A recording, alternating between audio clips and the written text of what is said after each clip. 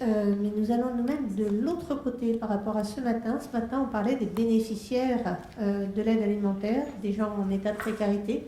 Cet après-midi, on va parler plutôt peut-être de la précarité des producteurs, ou en tout cas de la nécessité qu'ils ont d'être soutenus dans le travail qui est le leur pour donner accès à tous à une alimentation de qualité.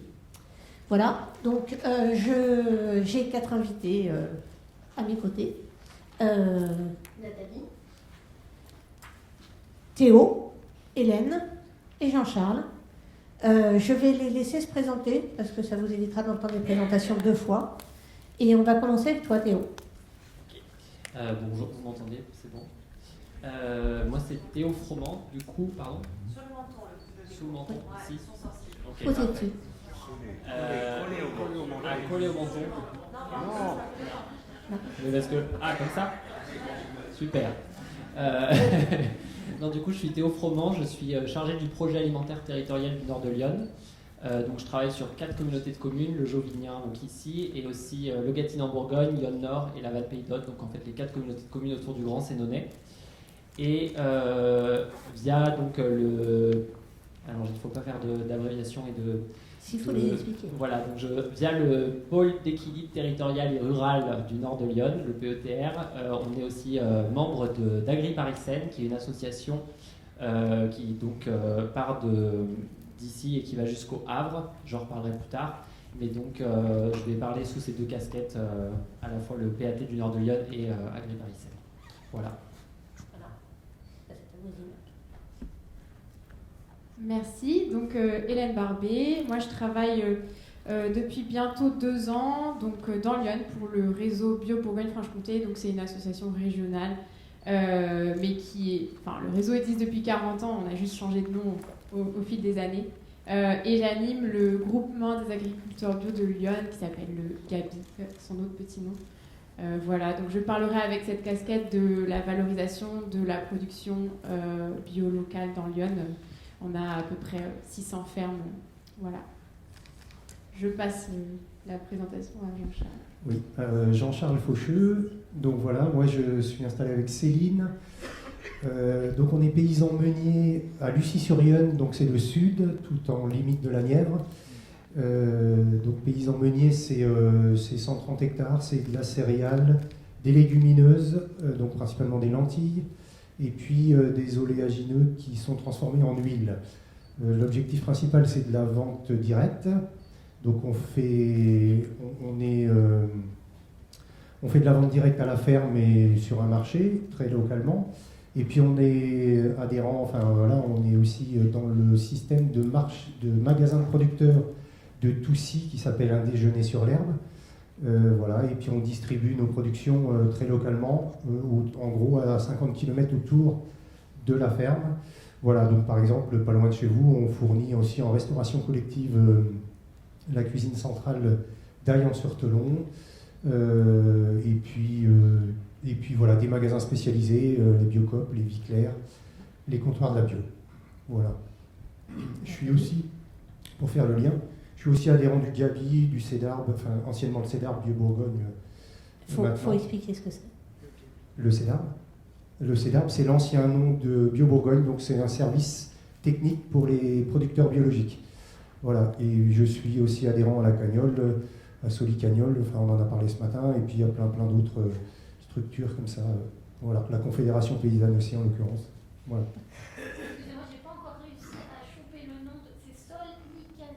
Est-ce que vous pouvez épeler le Soli Cagnole? Solidarité Cagnole. Ok. Soli Cagnole. D'accord, merci. Voilà. Nathalie. Oui, bonjour. Donc, moi, Nathalie Beau, je suis animatrice de réseau de solidarité au Secours catholique Bourgogne. Et en fait, je fais partie de cette table pour parler de la manière dont on essaye de reconnecter un petit peu notre domaine avec celui des producteurs pour venir aussi en aide aux productions locales et agir, plaider pour un système un peu plus vertueux. Donc on verra tout à l'heure comment on essaye de faire. On va repasser donc le micro à Théo. Théo, tu vas nous présenter un peu ce que c'est que le PAT. Oui, alors, du coup, pour redonner juste un tout petit peu de contexte, les projets alimentaires territoriaux, c'est c'est un projet qui sont nés en 2014 via l'État et qui visait en fait à encourager les territoires à reprendre la main sur les questions de l'alimentation et de l'agriculture. Alors il y a eu des premières vagues avec des communautés de communes ou des départements qui ont créé un PAT, donc qui ont déposé un dossier de candidature auprès du ministère de l'Agriculture ou auprès du ministère de la Transition écologique, qui s'appelle aussi l'ADEME, pour avoir des financements et pour réaliser des diagnostics sur l'agriculture et l'alimentation dans leur territoire, parce que c'est un peu la première étape pour pouvoir agir sur ces questions, c'est qu'il faut déjà savoir où on en est, quels sont les enjeux, les problématiques et là où on va aller. Et en fait, suite à la crise du Covid, on a vraiment pris conscience au niveau national et même international qu'on avait des systèmes alimentaires qui étaient peu résilients parce que très dépendants de divers territoires qui n'étaient pas locaux. Et donc là où quand on avait un problème, on n'avait pas la main pour agir. Et donc après 2021, on a eu une grosse vague de création de nouveaux projets alimentaires territoriaux, donc des PAT ou des PAT, je vais dire ça pour la suite, ce sera plus facile. Et donc le nord de Lyon a deux PAT, un qui est porté uniquement par la communauté d'agglomération du Grand Sénonais et un qui est porté donc par les 4 communautés de communes autour, pour lequel je travaille. Et donc le nôtre il a été labellisé début 2023 et donc il prendra fin début 2026. Il est niveau 1, donc émergent, et donc on a en fait réalisé des études sur l'alimentation, l'agriculture pour voir un des enjeux. Il y en a vraiment plusieurs qui accompagnent vraiment les sujets des EGA, mais donc un des enjeux c'est de justement savoir comment travailler sur les filières locales et aider à leur structuration. Il y a toute une question par contre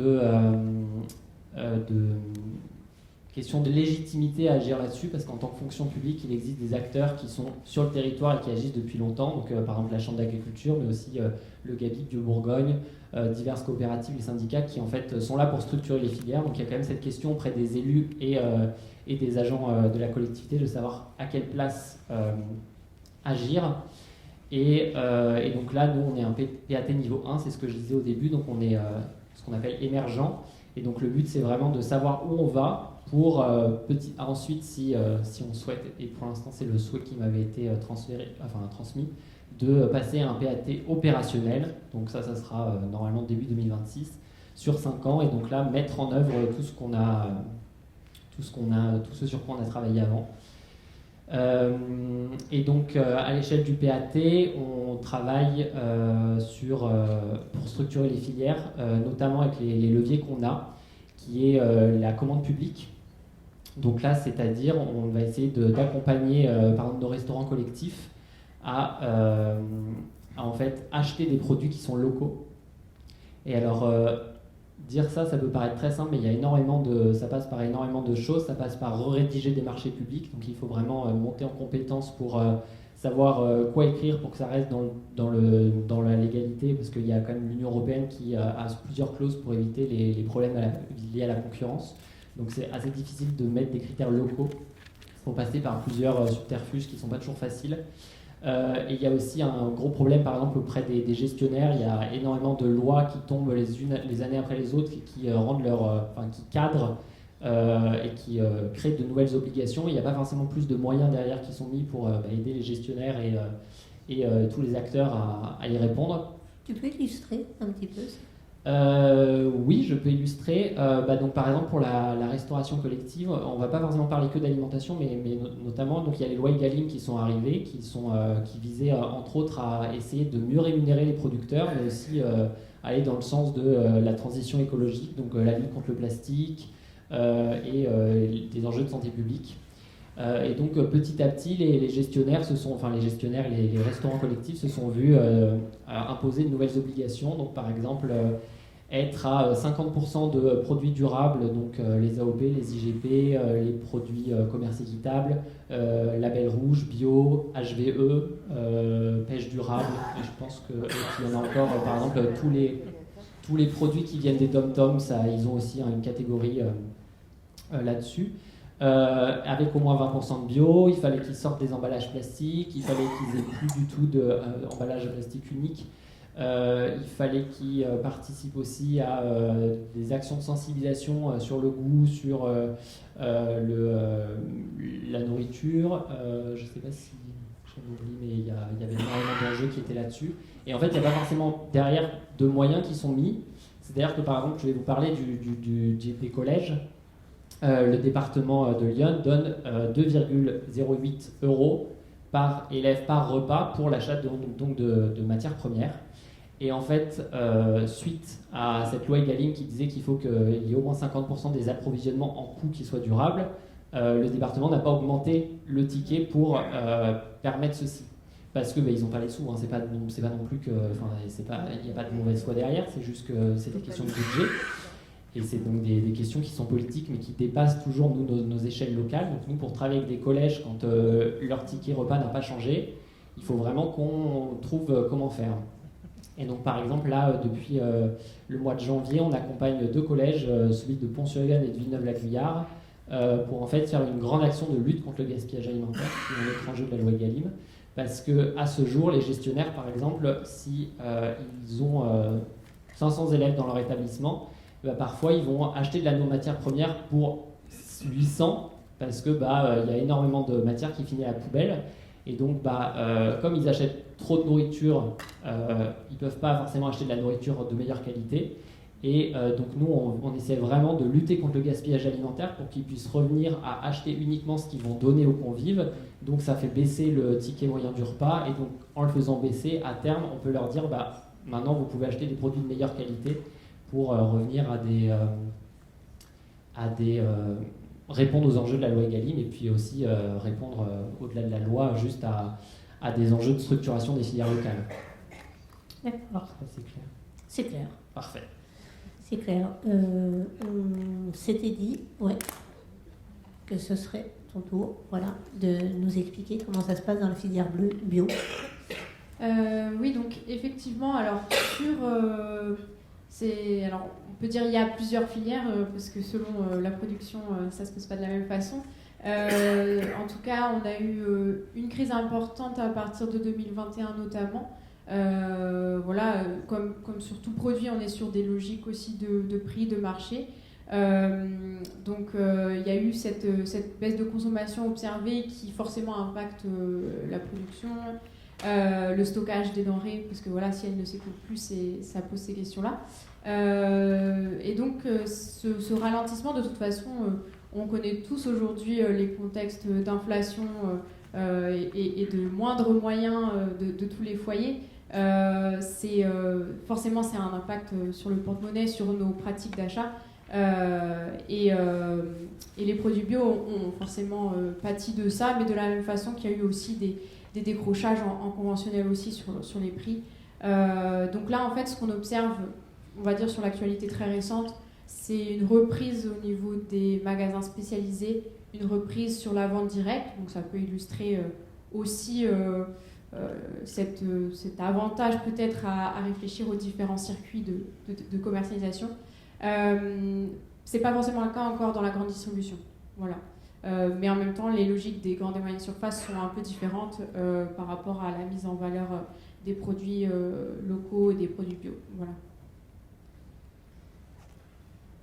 Comment, sur le terrain, comment ça se passe? Alors sur le terrain, c'est un petit peu ce que vient de dire Hélène. C'est effectivement, ça a été un petit peu compliqué à un certain moment. Alors on ne peut pas dire que sur la vente directe on a baissé, on peut dire qu'on s'est stabilisé. Donc on a eu un petit peu des craintes parce que quand on lit vraiment soutenir la production locale, pour moi c'est effectivement venir acheter chez les producteurs locaux ou essayer d'arriver à des circuits les plus courts possibles. Donc c'est vraiment l'idée que j'ai eue dès le départ en m'installant et en voulant faire de la vente directe, c'était vraiment de fournir mes voisins le plus près possible pour éviter que mon blé il aille nourrir des gens à l'autre bout du monde. Donc je rentrais dans cette démarche et c'est effectivement ça qui nous a posé un peu des questions au moment du Covid. Paradoxalement, il y a eu ce gros coup où quand tout le monde était un peu chacun chez soi, on a eu une grosse vente et beaucoup de travail. Nous, on a été surbookés à ce moment-là, on pouvait plus s'occuper de notre famille en fait à ce moment-là. ça nous a un peu déstabilisés. Il a fallu fournir un gros paquet de farine pour tous les gens qui étaient chez eux et qui revenaient à refaire du pain et à refaire... Donc ça nous a forcément un peu satisfait. Mais d'un seul coup, quand tout le monde est reparti dans son travail, eh ben, ça s'est écroulé. Donc, alors ça s'est écroulé notamment pour les magasins auxquels on fournissait. D'ailleurs, il y en a un certain nombre qui ont disparu. Mais nous, notre vente directe, vraiment très directe, donc aux consommateurs, n'a pas baissé. Elle s'est stabilisée. Et puis là, on commence à revoir une augmentation, donc on est à nouveau sur une bonne pente. Donc effectivement, c'est le constat-là. Et alors, ça, c'était par rapport à la ferme. Par rapport au magasin à déjeuner sur l'herbe, par exemple, c'est exactement le même constat. On a eu un très gros travail au moment du confinement. Et puis après, ça s'est stabilisé. Donc voilà, des années où 2021-2022, où on n'augmentait pas, mais on ne baissait pas. Donc voilà, ce n'était pas catastrophique. Parce qu'on n'avait pas la philosophie des grandes surfaces de dire il faut toujours de la croissance, il faut toujours qu'on passe les 10 voire 20% d'augmentation tous les ans. Ça, ce n'était pas nos objectifs, donc ça nous a convenu. Aujourd'hui, on est sur une augmentation à nouveau, donc bon, avec l'inflation, les comptables vont nous dire oui, mais bon, c'est pas tout à fait une augmentation, mais ça reste quand même pour nous satisfaisant et ça nous convient. Voilà. Donc ça, c'est encourageant pour nous et c'est exactement ce qu'on souhaite faire perdurer sur le long terme. Alors après, par exemple, Théo parlait de la vente directe, la vente aux restaurations collectives. Alors là, c'est plutôt compliqué parce que moi, ça fait une bonne, pas loin de 20 ans que je travaille sur la restauration collective. Et en fait, on a toujours cette problématique des marchés publics qui nous obligent à des législations et qui nous bloquent beaucoup en tant que producteurs locaux parce qu'on a une toute petite échelle par rapport à un grossiste ou par rapport à des gens qui ont des moyens beaucoup plus importants que nous. Donc on a essayé de travailler justement avec les collectivités locales pour essayer de passer sur ces marchés publics. Alors on s'est entendu dire oui, mais vous n'êtes pas assez regroupés en tant que producteurs. Voilà, on s'est regroupés, on a créé des structures. Voilà, on a créé Manger Bio Bourgogne-Franche-Comté, c'est une structure régionale. Et puis en fait, on voit que ça marche localement. Donc ça marche très bien, par exemple sur Dijon aujourd'hui, ça marche très peu dans Lyon. Il y a toujours ce blocage au niveau des collectivités, enfin au niveau des cantines, des restaurations qui ne veulent pas. Alors il y a toujours des problèmes financiers, il y a des problèmes d'approvisionnement, ils vont nous trouver des excuses. Donc voilà, c'est toujours un peu compliqué dans ces domaines, dans ces filières. Mais bon, on ne désespère pas, on reste toujours accroché à développer, notamment avec les PAT qui peuvent nous apporter, nous ouvrir des portes, ou nous aider à développer des choses qui sont potentiellement pour nous des leviers de développement de filières locales et biologiques pour nous. Voilà, moi qui suis en bio, c'est pour nous des marchés. On n'a pas besoin de gros volumes pour développer nos marchés. L'exemple, c'est que voilà, la crise du bio là, qu'on vient de vivre, quand on analyse les chiffres au niveau national, on se rend compte que c'est à peine 1 à 2 produits par ménage et par jour. C'est-à-dire que les gens avaient l'habitude, et notamment dans les supermarchés, de passer dans ce rayon bio qui était vraiment à l'époque bien identifié. On en voyait un peu dans tous les magasins, dans tous les supermarchés. Et en fait, juste de prendre un paquet de lentilles, de pâtes, de je sais pas quoi, enfin, il y avait vraiment tout, il y avait des produits transformés aussi. Mais juste ça, eh ben, ça nous avait aidé, ça nous permettait de tenir ce qu'on a connu avant la crise. Et en fait, le supermarché a supprimé tous ces produits, tout simplement parce que voilà, ils ont trouvé des tas d'excuses. Et en fait, le consommateur s'y retrouvait plus. Ils ont mis en plus derrière l'image que le bio était un peu trop cher, ce qui fait que ça a baissé la consommation progressivement. Mais cette consommation, elle est infime par rapport au volume total. Donc en fait, pour que la crise du bio s'arrête, c'est ce qu'elle est en train de faire là, elle est en train de s'atténuer. Et heureusement pour nous, les prix repartent à la hausse, donc on est super contents. Mais voilà, c'est pas grand-chose au niveau de la consommation de tous les ménages de France. C'est un ou deux produits par jour ou par semaine, par personne, parce que les consommateurs qui consomment bio à 100% sont très très faibles. Donc en fait, on s'appuyait plutôt sur des consommations très ponctuelles du bio. Et c'est ça qu'on a besoin, nous, en tant que producteurs, pour nous soutenir, en fait. C'est que le consommateur, on espère, notre objectif, c'est évidemment que la majorité consomme du bio à 100%, parce que derrière, notre consommation, c'est pas que économique, c'est le respect de l'eau, le respect de notre santé à nous aussi, parce que voilà, il y a plein de phénomènes qui font que le bio, il est peut-être cher, il est peut-être plus cher, mais dans notre bio, on tient compte de quasiment tous les problèmes financiers que peuvent induire un produit phytosanitaire. Là aujourd'hui, sur ma commune qui fait 140 habitants, il a fallu qu'on raccorde, notre station de pompage était polluée, il a fallu qu'on se raccorde à un tuyau qui venait de la puiser, ça a coûté 2 millions d'euros. Alors les 2 millions d'euros, il n'est pas dans notre consommation de pâtes, de produits, de nos légumes. Voilà. Mais par contre, il a fallu le payer à un moment, et donc on va le payer dans notre prix de l'eau. Donc indirectement, c'est quand même un coût aujourd'hui qu'on ne tient pas dans notre consommation. Donc le produit bio, il est peut-être plus cher, mais indirectement, je ne suis pas sûr qu'il soit si cher que ça, parce que, alors là je parle que de l'eau, mais d'un point de vue santé, voilà, on a tous des parents, des gens autour de nous qui ont des problèmes de santé, mais c'est des coûts énormes d'hospitalisation, de soins, qui font que, voilà, si on tenait compte de tous ces coûts, voilà, je pense que le coût de la chimie, eh ben, il est vraiment très très important. Donc voilà, le soutien des filières bio, c'est anecdotique pour moi, et il faudrait peut-être communiquer sur ce genre de choses, affiner un petit peu toute cette communication pour vraiment identifier les vrais problèmes par rapport à ça et par rapport au soutien qu'on pourrait faire au local et à la bio. Ça introduit...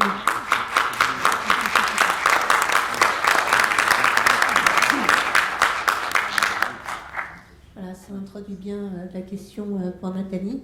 Si on parlait de l'injuste prix de notre alimentation. Eh bien oui, on a essayé de le chiffrer. Alors le Secours catholique, pour resituer, c'est une association caritative qui a été créée en 1946. Donc ça va faire 80 ans bientôt. Et l'objet, c'est de lutter contre toutes les formes de précarité pour tous les publics. Alors, parmi ces précarités, il y a la sécurité sociale. Tout à fait, oui. Donc on est un acteur de l'aide alimentaire depuis très très longtemps, on l'est encore aujourd'hui. On essaye d'aider au mieux les millions de personnes qui sont en insécurité alimentaire, parce que ça se compte en millions. Et en même temps, eh bien, on ne peut pas être indifférent aux producteurs locaux qui eux-mêmes sont en difficulté. Donc on s'est dit qu'il y avait quand même quelque chose qui n'allait pas dans ce système. Et on a de plus en plus de personnes chez nous aussi qui sont malades et qui ne se nourrissent pas correctement par rapport à leur maladie. Et puis on se rend compte que la biodiversité est aussi malmenée. Donc tout ça pour dire qu'on a voulu, et comme on n'est pas expert de tous ces sujets, on a voulu se rassembler avec d'autres structures pour réfléchir à le système alimentaire tel qu'on le connaît aujourd'hui, comment il fonctionne et combien il coûte.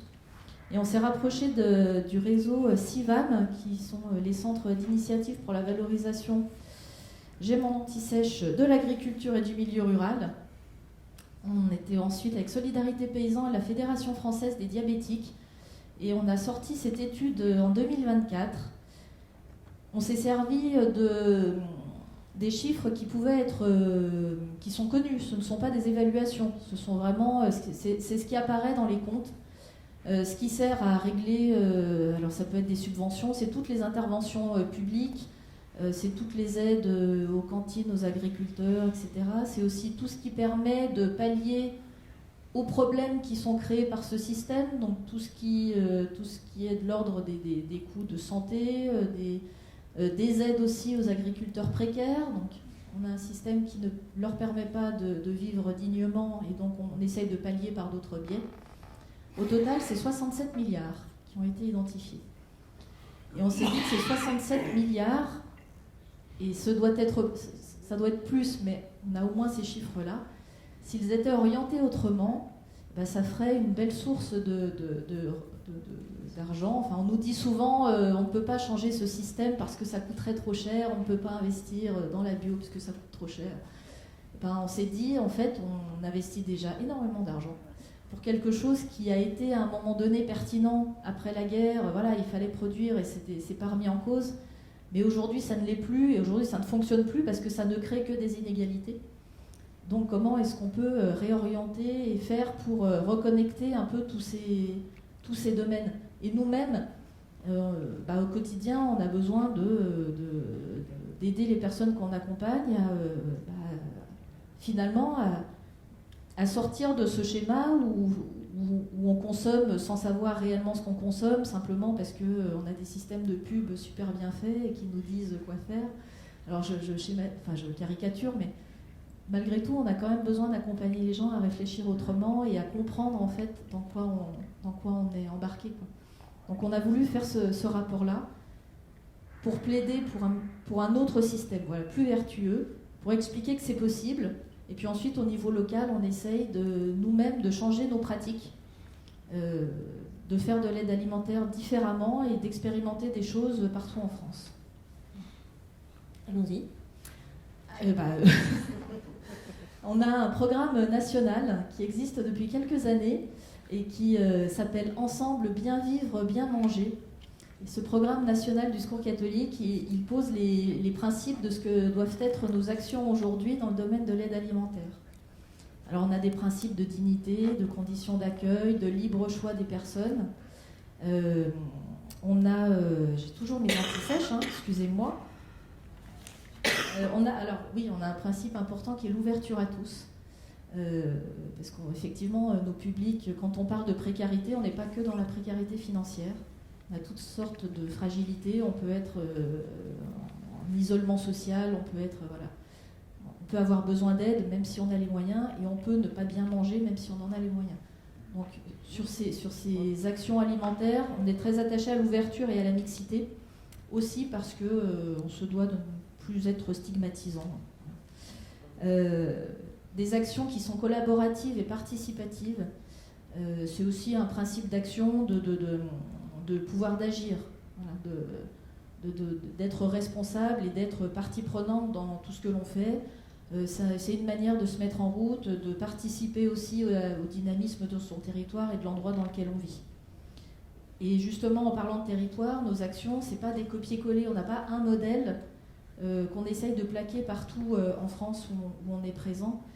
On essaye plutôt de réfléchir, de construire des projets qui sont vraiment ancrés dans leur territoire. C'est les besoins à un endroit, on tient compte de ce que nous disent les premiers concernés, on tient compte de qui est déjà présent, de ce qui existe, il y a des producteurs, il n'y en a pas, voilà. Où est-ce qu'on est et à partir de là, qu'est-ce qu'on peut faire pour essayer d'améliorer les choses. Et important pour le coup, et ça va avec le thème de cette table ronde, on a un principe de juste rémunération des producteurs. On n'est plus sur un principe, et j'insiste parce que c'est pas évident et à chaque fois on a besoin de le redire parce que voilà, on n'est pas attendu là-dessus. Quand on parle de juste rémunération, ça veut dire qu'on n'est plus sur de la ramasse, on n'attend plus des dons de produits, on est vraiment sur un lien commercial avec les producteurs. C'est-à-dire que ce sont eux qui fixent leurs produits.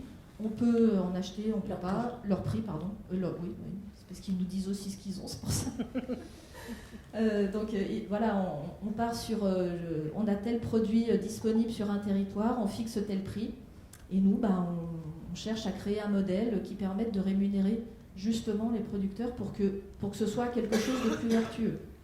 Alors que c'est sûr, c'est pas simple, mais on a des groupements d'achat, on fait partie des expérimentations de ce qu'on a vu ce matin en sécurité sociale alimentaire. On fait ça sur des groupes pour l'instant à petite échelle, mais ça nous permet de nous dire, d'identifier aussi ce qui freine et de nous dire, si on veut à un moment donné être plus gros et élargir un petit peu cette action, voilà ce qu'il nous faudrait, voilà ce qui bloque. Qu'est-ce qui bloque ? On peut avoir des blocages très pratiques. Comment dire ? Nous, on n'est pas des spécialistes de la production, on n'est pas des spécialistes de la distribution. On a nos propres contraintes. avec des personnes, je dis n'importe quoi, mais sur un lieu, il faut qu'on fasse coïncider la personne en précarité qui a par ailleurs d'autres rendez-vous, qui va par exemple aller au Resto du Cœur tel jour, qui va avoir son rendez-vous de suivi quelconque un autre. Donc nous, idéalement, il faudrait que ce soit le jeudi, notre rendez-vous alimentation digne. Le producteur, lui, il récolte le lundi, il ne peut pas nous livrer le jeudi. Enfin, c'est tout bête, hein, mais à l'échelle très très locale, en fait, c'est là qu'on se dit on est vraiment deux mondes et on a besoin d'apprendre à se connaître et il faut que chacun fasse un pas vers l'autre. On va avoir des choses aussi très techniques. On utilise dans nos équipes locales, pour aider les personnes, on utilise des chèques services qui sont utilisables comme des tickets restaurants dans les grandes surfaces. On peut faire ses courses, on a le libre choix, c'est très bien. Sauf qu'on se dit c'est dommage, puisque nous, on édite des chèques et on va régler des grandes surfaces. On pourrait réorienter ces chèques vers de la production locale. À petite échelle, on le fait parce qu'on bricole un truc. C'est facile, on fait notre petit réseau local et on y arrive. Mais si on veut se développer, là, il faut qu'on ait un vrai réseau de producteurs. En quantité, il faut qu'on puisse répondre à une plus grosse demande. Puis il faut qu'on ait des chèques sécurisés. On ne peut plus se permettre de faire un truc qu'on puisse photocopier. Et du coup, là, c'est une autre organisation. Mais le fait d'expérimenter localement, ça nous permet d'identifier ce qui va nous freiner, parce que parfois on a de grandes idées, puis quand il faut la mettre en œuvre localement, on va bloquer sur un petit caillou. Ça nous permet au moins d'identifier ces petits cailloux et puis d'essayer de l'élever. Oui, je voulais rebondir sur ça, c'est que, en fait, on en parlait ce matin avec ces Sodial là qui livrent régulièrement des palettes de yaourt. En fait, je me suis rendu compte, j'ai fait aussi des dons au CCAS à Clamecy chez moi, et en fait, en discutant, on se rend compte que fiscalement, en fait, je peux avoir un papier. Et en fait, ça a été super compliqué de le faire pour moi parce que je suis un tout petit producteur. J'ai livré, 200 kilos de farine ou 500 kilos de farine. Et en fait, juste parce que il faut y a tout un protocole administratif, et ça a été compliqué pour moi. Alors que le Leclerc voisin, les grandes surfaces ou les industriels qui livrent régulièrement, ils connaissent exactement tous les filons pour ça, et régulièrement, ça fait partie de leur économie, entre guillemets. C'est-à-dire qu'ils savent qu'ils ont une partie qui va partir en ce qu'on peut appeler de la solidarité, mais ce n'est pas de la solidarité pour eux. Pour eux, c'est de l'économie, c'est-à-dire que ça va passer de leur comptabilité au même niveau. Et donc moi, je l'ai appris. Donc voilà, en fait, j'ai eu l'impression de faire un don, mais en fait, ce n'est pas vraiment un don, puisqu'en fait, dans ma comptabilité, ça va être déduit de ma comptabilité, donc ce n'est pas une perte vraiment pour moi.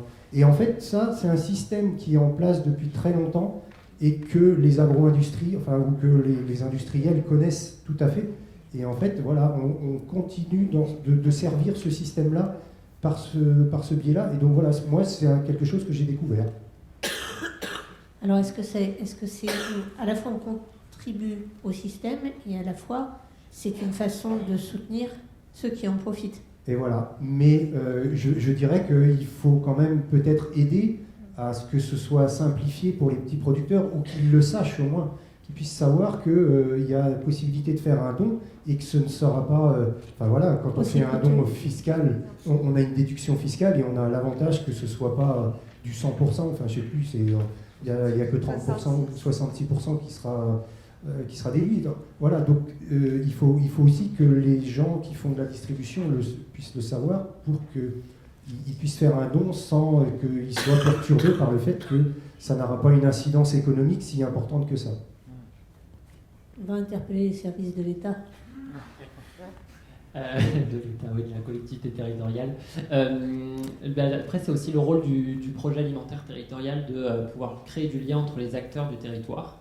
Parce que ce que disait Nathalie, c'est quelque chose qui est vraiment commun dans en fait, tous les secteurs, c'est qu'il y a beaucoup d'acteurs sont pris dans leurs contraintes professionnelles et en fait ne se rendent pas non plus... c'est difficile de se mettre à la place de l'autre pour lequel on travaille, et c'est difficile des fois de comprendre aussi d'où viennent certaines exigences. Et alors là, je peux prendre un autre exemple. J'ai fait mon mémoire de fin d'études à l'INRAE, donc l'Institut national de recherche en agronomie et en Europe pour l'environnement. Et mon objectif de stage, c'était de comprendre en fait quels étaient les freins à l'achat de denrées en produits biologiques par la restauration collective. Et un des freins notamment, c'était que les agriculteurs, par exemple, les chefs de cantine, par exemple, achetaient des pièces de cochon, généralement du jambon, parce que ça plaît aux enfants. Et en fait, par exemple, ils achetaient 200 kg de jambon à une éleveuse, sauf que 200 kg de jambon, ça voulait dire pour elle tuer à peu près 100 bêtes et avoir 10 tonnes de carcasses qui restent, dont elle ne pouvait rien faire. Et en fait, donc il y avait un vrai problème pour mettre en lien à ce côté-là l'offre et la demande, mais c'est pas parce qu'il manquait de l'offre, c'est juste que l'éleveuse ne pouvait pas accepter cette commande à cause de ça. Et en fait, le projet alimentaire territorial a vraiment créé des rendez-vous pour mettre en lien les acteurs, les différents acteurs, donc par exemple les agriculteurs et les gestionnaires, pour leur faire comprendre quelles étaient leurs réalités et faire comprendre, un peu faire passer la pilule. Et par exemple, on peut voir des initiatives qui étaient très innovantes, mais on avait des groupements des cantines qui s'étaient mis à acheter qui s'étaient mis à acheter aux producteurs locaux en se mettant d'accord sur les pièces qu'ils allaient acheter. Donc il y en avait un qui achetait du jambon, mais l'autre qui achetait par exemple du jarret, et il y en avait un qui achetait du saucisson, de la saucisse.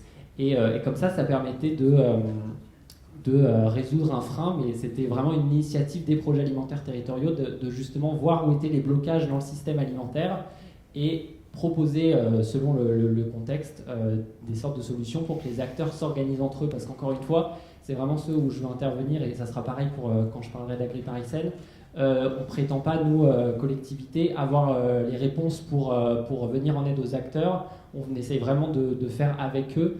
Et on parlait de précarité alimentaire, c'est aussi un sujet du PAT. Je ne vais pas en parler, mais par contre, ce qu'on avait, moi, là où on m'a sensibilisé sur les actions contre la précarité alimentaire, c'est faire pour, mais faire sans, c'est faire contre.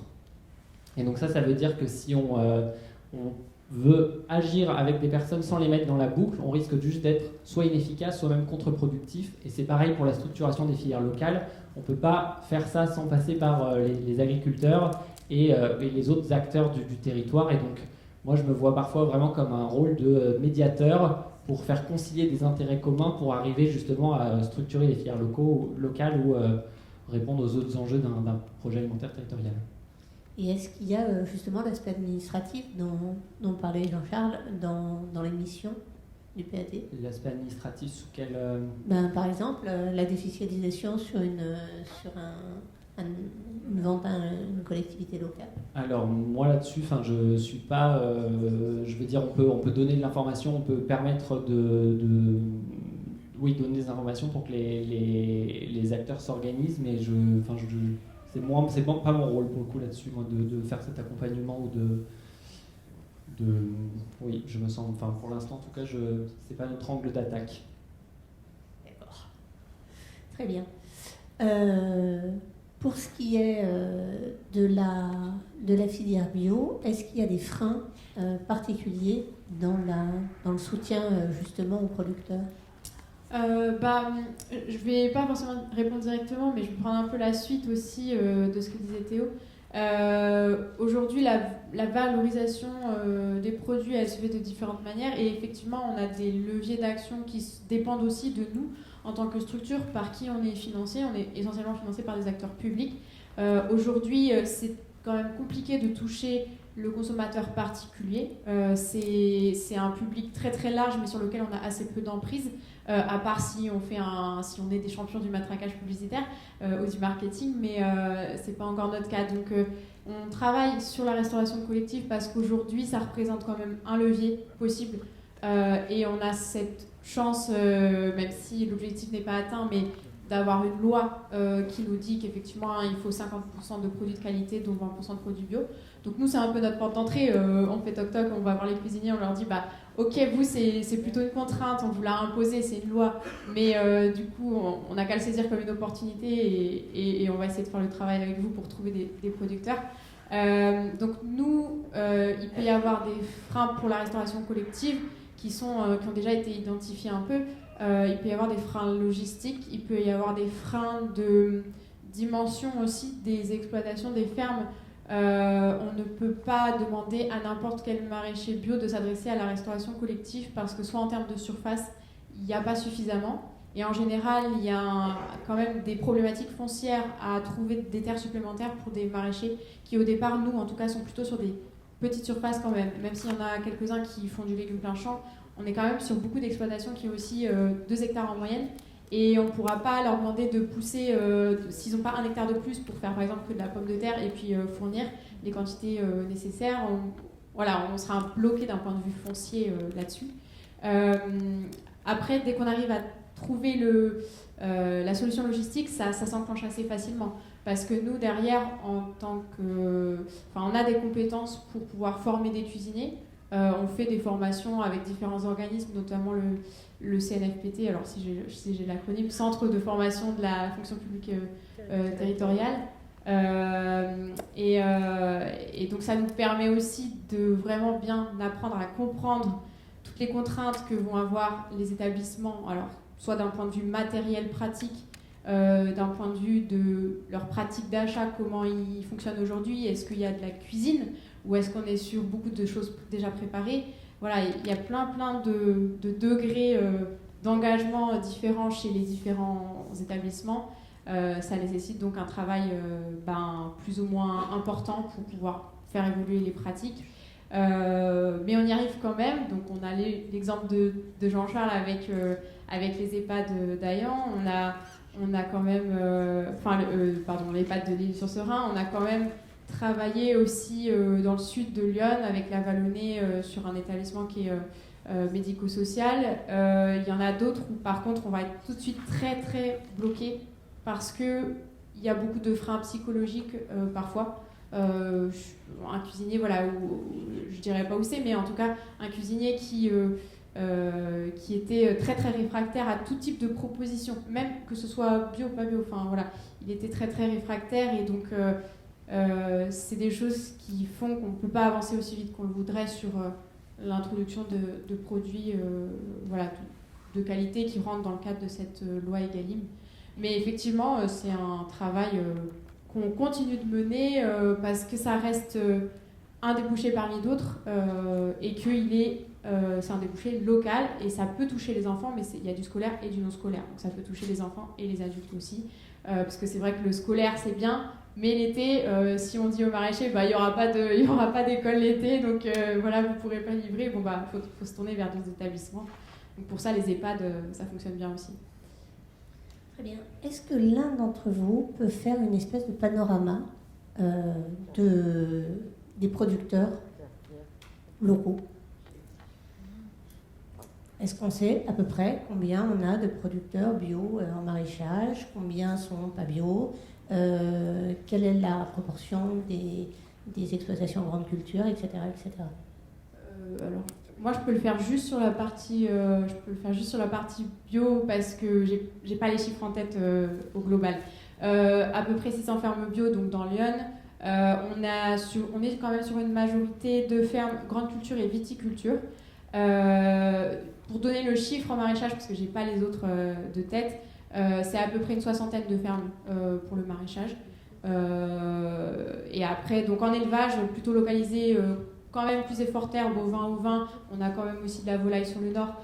Mais c'est en tout cas majoritairement grande culture et viticulture côté Tonneroy, Chablisien et un peu Vézelay. Théo, je te laisse compléter aussi sur le... J'imagine que tu as la vision du PAT, donc voilà. Sur le projet, donc l'échelle du projet alimentaire territorial, on a à peu près, donc on est à majoritairement grande culture, on a 88% d'exploitations qui sont en grande culture. Et là-dedans, c'est encore plus spécifique parce que grande culture, c'est une catégorie très large, mais on a plus de 70% de ces exploitations qui sont en blé, orge, colza dans la rotation. Donc on est vraiment sur la céréale en grande majorité. Après, on a un peu d'élevage, on a environ un peu moins de 10 éleveurs laitiers, bovins laitiers, à peu près toujours pareil dans ces mêmes grandeurs pareil en volaille et pareil en bovin viande. Et on a 39 exploitations qui sont en polyculture élevage, donc ils font à la fois de l'agriculture mais qui ont aussi de l'élevage. Maraîcher, on est vraiment sur des petits chiffres pour le coup, j'ai plus le nombre exact, mais enfin voilà, c'est une culture qui est peu représentée dans le nord de Lyon, et pareil pour les vergers. Et la viticulture, il y a l'AOC Vin de Bourgogne qui commence à partir de Joigny, donc c'est vrai que un peu à cause de ces questions de plus-value économique, le nord de Lyon a moins de vin parce qu'en fait ils ont une grosse concurrence dans le sud à cause ou grâce à cette AOC, et donc on n'a pas beaucoup de viticulture au nord de Lyon. Voilà, je ne sais pas si quelqu'un... Oui. Oui, J'ai aucun chiffre. Voilà, c'est à peu près ce que... D'accord. Et donc, est-ce que on en est où avec cette représentation de l'agriculteur par rapport à une autonomie, alors pas sur le nord de Lyon, mais sur la région, on va dire? Toujours du coup dans les diagnostics qui avaient été menés dans le cadre du projet alimentaire territorial, on a donc des diagnostics de l'autonomie alimentaire qui ont été menés. C'est là où peut-être ça peut être une porte d'entrée pour parler d'agri-parisienne, mais qu'en fait le nord de Lyon est donc très autonome pour tout ce qui est oléagineux, donc par exemple tout ce qui va faire les huiles, le blé, donc les pâtes, mais aussi voilà, la farine pour le froment, pour faire du pain par exemple, et aussi pour les protéagineux. Par contre, on a une faible autonomie sur donc le maraîchage, les fruits et l'élevage. Et donc, en fait, c'est aussi en ça qu'on a une double articulation sur le projet alimentaire territorial, parce que, donc, je peux en parler je voulais pas... donc, on a donc le PETR du nord de Lyon, donc le pôle d'équilibre territorial et rural, fait partie de l'association Agri-Parisienne, qui, je ne sais pas si certains ont entendu parler. En fait, c'est la ville de Paris qui a répondu à un appel à manifestation d'intérêt auprès de la Banque des Territoires, parce que la ville de Paris a des objectifs en termes d'approvisionnement de nourriture durable qui sont vraiment très élevés. Et donc, notamment, ils veulent que leur restauration collective s'approvisionne à 100% en produits biologiques et à 70%, je crois, en produits locaux. Sachant que locaux, il n'y a pas de cadre juridique qui cadre ce nom. Eux, c'est moins de 270 km, je crois. Et donc, la ville de Paris a répondu à un appel à manifestation d'intérêt pour essayer de structurer les filières de la bio et du label rouge et du commerce équitable et de la pêche durable. Parce qu'en fait, ils arrivaient à une sorte de plateau, ils n'arrivaient plus à s'approvisionner enfin, ils avaient fait tout ce qu'ils pouvaient, mais il fallait maintenant qu'ils arrivent à structurer les filières de manière un peu plus, avec un peu plus de grandeur, pour justement pouvoir s'approvisionner en produits durables. Et donc ils ont remporté cet appel à manifestation d'intérêt. Donc, il y a un cofinancement de 10 millions d'euros derrière, d'argent public dans le cadre de France 2030. Et une association a donc été créée avec donc, le PETR du nord de Lyon, la métropole du Grand Paris, la ville de Paris, le département de la Seine-Saint-Denis, la métropole de Rouen et la métropole du Havre, Havre-Seine-Normandie.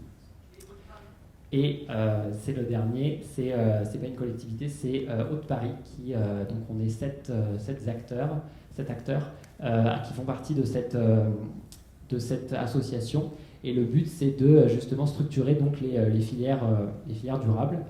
Et c'est là où il y a une articulation qui se fait grâce au PAT dans le nord de Lyon, c'est qu'en fait on a quelques filières qui sont largement excédentaires et donc qui peuvent aller nourrir d'autres territoires, notamment Paris.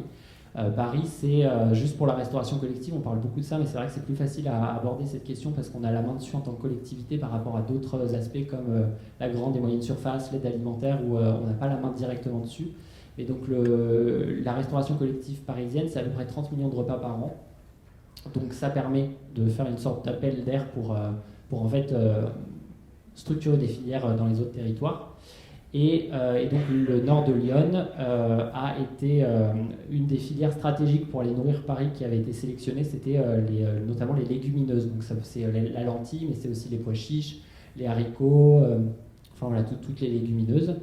Et donc, ça vient aussi, ça répond en fait à tout un cadre historique, c'est-à-dire que le nord de Lyon a toujours, via Lyon et ensuite via la Seine, nourri Paris. On a des liens qui sont historiques. Et en fait, ça fait aussi, c'est vraiment la force de notre économie locale, c'est justement ce côté grande culture. Il y a plein d'aspects négatifs, mais il y a aussi plein d'aspects positifs. Et en termes de développement économique et en termes de, en fait, juste oui, c'est ça, de développement économique, on a tout intérêt à garder ce côté d'exportation parce qu'on a des sols qui permettent de produire tout ça. Mais donc, on a, via Agri-Paris-Seine, ce côté de vouloir, en fait, structurer ces filières largement excédentaires et via le PAT, sans forcément Agri-Paris-Seine, mais quand même venir en aide aux autres filières qui sont moins structurées. Donc Agri-Paris-Seine, c'est grâce à ces 10 millions d'euros de cofinancement, c'est qui servent donc pour tout le bassin de la Seine-Normandie. Donc ça va de la Côte d'Or jusqu'à la Normandie, en passant même par un bout de la Picardie et de la Bretagne. Le but, c'est de venir en aide aux filières. Donc là, on est en train le projet il est en phase de maturation, c'est-à-dire qu'on a mené énormément d'études. J'en ai parlé, il y a des études qui avaient été menées sur le projet alimentaire territorial, mais il y en a d'autres qui sont menées donc sur le bassin de la Seine-Normandie pour justement essayer de comprendre quels sont les besoins, la consommation actuelle et future, comment circulent les flux, quelle est la logistique, quel est l'état des lieux des filières, où est-ce que sont situés les outils de transformation sur le territoire, est-ce qu'ils sont en sous-régime, en sur-régime, en fait, où sont les nœuds. Et donc ensuite, là, on va donc déposer auprès de la Banque des Territoires en juin des fiches actions pour essayer de venir en aide aux filières locales et de tout le bassin, via notamment donc, la structuration d'outils logistiques, de plateformes logistiques, des aides à la commercialisation, parce qu'on avait vu que c'était quelque chose qui était difficile. Enfin voilà, il y a énormément de choses, je ne vais pas tout aborder. Et est-ce que ça a été construit avec les producteurs ? Alors oui, alors ça a été construit avec les producteurs, on les rencontre régulièrement. Alors après on est sur un bassin tel qu'on ne peut pas aller les voir tous individuellement, ça serait assez difficile. Donc en fait on s'appuie beaucoup sur notamment les coopératives. Dans Lyon on a la COSEBI qui est la coopérative bio des légumineuses et entre autres. Avec lequel on intervient. On a on a aussi notamment Bio-Bourgogne. Bio-Bourgogne-Franche-Comté fait partie, et tout le réseau de Bio-Bourgogne et de la FNAB, la Fédération nationale d'agriculture biologique, qui font partie des acteurs du consortium et qui en fait représentent les intérêts des agriculteurs pour qu'on puisse créer ces projets en s'appuyant sur eux. Mais donc on ne va pas forcément voir les producteurs directement parce que c'est pas toujours possible, mais on s'appuie vraiment sur, et puis c'est pas l'objet, mais donc on s'appuie sur des groupes de producteurs, ou des syndicats ou des coopératives. J'ai une question peut-être plus pour toi. On parlait tout à l'heure de qu'est-ce qui pouvait freiner quand on essaie de mettre en place des actions locales en mobilisant des citoyens, des personnes qui sont concernées par ce sujet. L'idéal, c'est quand même de pouvoir reconstituer son panier. Et on se rend compte que dans Yonne-Nièvre, notamment, on manque de diversité. Effectivement, en quantité, on manque souvent de légumes. En diversité, on manque de fruits. On a peu aussi de produits. Alors, tout existe, mais pas suffisamment ou pas assez diversifié. On a aussi les produits laitiers, les fromages, tout ça, il n'y a pas de souci, mais finalement, pas trop. Et en fait, je me demandais si ça, c'était pris en compte, si on pouvait quand même s'attendre à une amélioration, je ne sais pas. Est-ce que c'est souhaité ou est-ce qu'on est encore sur des échanges entre régions Est-ce qu'on peut réellement se dire qu'à un moment donné, on va retrouver un petit peu d'autonomie, de souveraineté ? Moi, en fait, je vais répondre à la question, je ne sais pas si Théo, vous avez des réponses. En fait, ça fait partie des choses qui me questionnent depuis très longtemps. En fait, quand je me suis installé, j'ai jamais compris pourquoi on faisait venir de la pomme de terre de l'autre bout du monde ou de l'autre bout de la France, même simplement, alors qu'on était des gros producteurs de patates dans le Morvan à une certaine époque. Et en fait, l'autonomie alimentaire, c'est aussi le système agricole qui a voulu ça. C'est-à-dire que le grenier de la France, il était dans le nord, et puis c'était à eux de produire. Et puis, comme dans le sud, il n'y avait pas beaucoup de terre, on faisait de l'élevage, et donc on faisait des échanges. Puis après, on se rend compte qu'effectivement, c'est des camions sur les routes et tout ça qui circulent. Mais effectivement, pour moi, un des points importants et qui pourrait être fait avec les PAT, c'était évidemment de reproduire nos consommations plus localement. Et pour moi, c'est un travail qui doit être fait en partenariat aussi avec les producteurs et avec peut-être les chambres d'agriculture. Il est parti, mais c'est des choses qui pour moi ne sont pas aberrantes et qui pourraient relancer notre système agricole aujourd'hui qui est en crise et qui pourrait ramener un petit peu le moral dans les fermes, parce que voilà, on produit, on ne sait pas trop où ça va, et en fait on n'a pas trop d'avenir, pas trop de perspectives. Pour moi, une des perspectives intéressantes, c'est d'aller produire pour les gens qui sont localement nos voisins, et puis de savoir qu'on va les nourrir correctement. Donc ça, pour moi, c'est un travail très intéressant à faire et à mener, de savoir quel volume il y a besoin. Alors après, on a parlé de difficultés par rapport à l'approvisionnement d'un petit producteur pour des volumes assez conséquents, mais il y a sûrement aussi un travail de regroupement à faire, que ce soit en coopérative ou que ce soit fait par quelque chose, une institution ou quelque chose qui collecte et qui redistribue derrière, sans forcément prendre la marge comme on a connu. Mais voilà, il y a des systèmes à réinventer et à recréer. Alors voilà, on est dans une problématique agricole, enfin des paysans qui sont très vieillissants. Voilà, il y a encore une grosse partie qui va partir en retraite dans les 10 ans. Dans les 10 prochaines années, il y en a encore beaucoup qui partent. Mais voilà, les jeunes, pour les attirer, c'est aussi de leur laisser de la place en leur proposant ce genre d'initiative, de dire il y a des choses à créer, il y a des choses à produire localement. On va avoir besoin de se nourrir très autour de chez nous. Mettez en place des systèmes pour pouvoir répondre à ce genre d'initiative.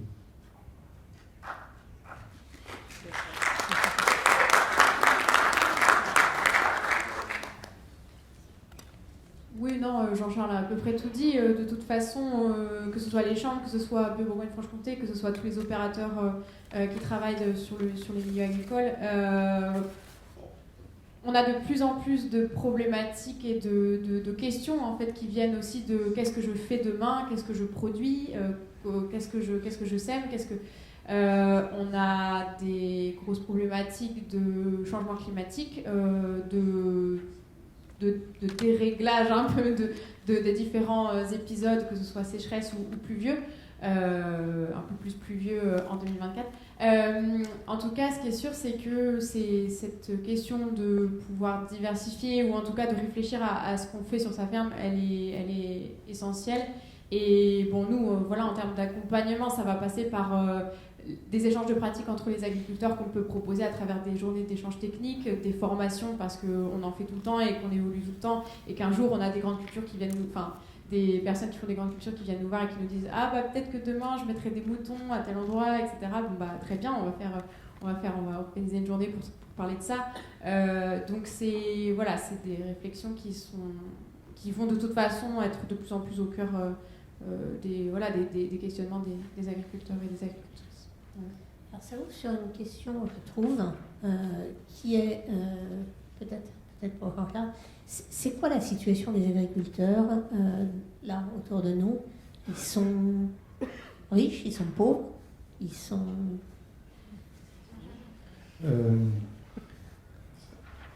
L'agriculture en général, je dirais que dans le commun des mortels, vu le matériel qu'on voit autour de nous, la majorité, elle n'est pas pauvre, au sens où voilà, il manque d'argent. Je pense que c'est très difficile à analyser en fait. Moi, je dirais que si on regarde les analyses d'un bilan économique, tout à l'heure, on parlait de... Alors, c'était peut-être derrière entre nous quand on parlait. On était cachés. Voilà.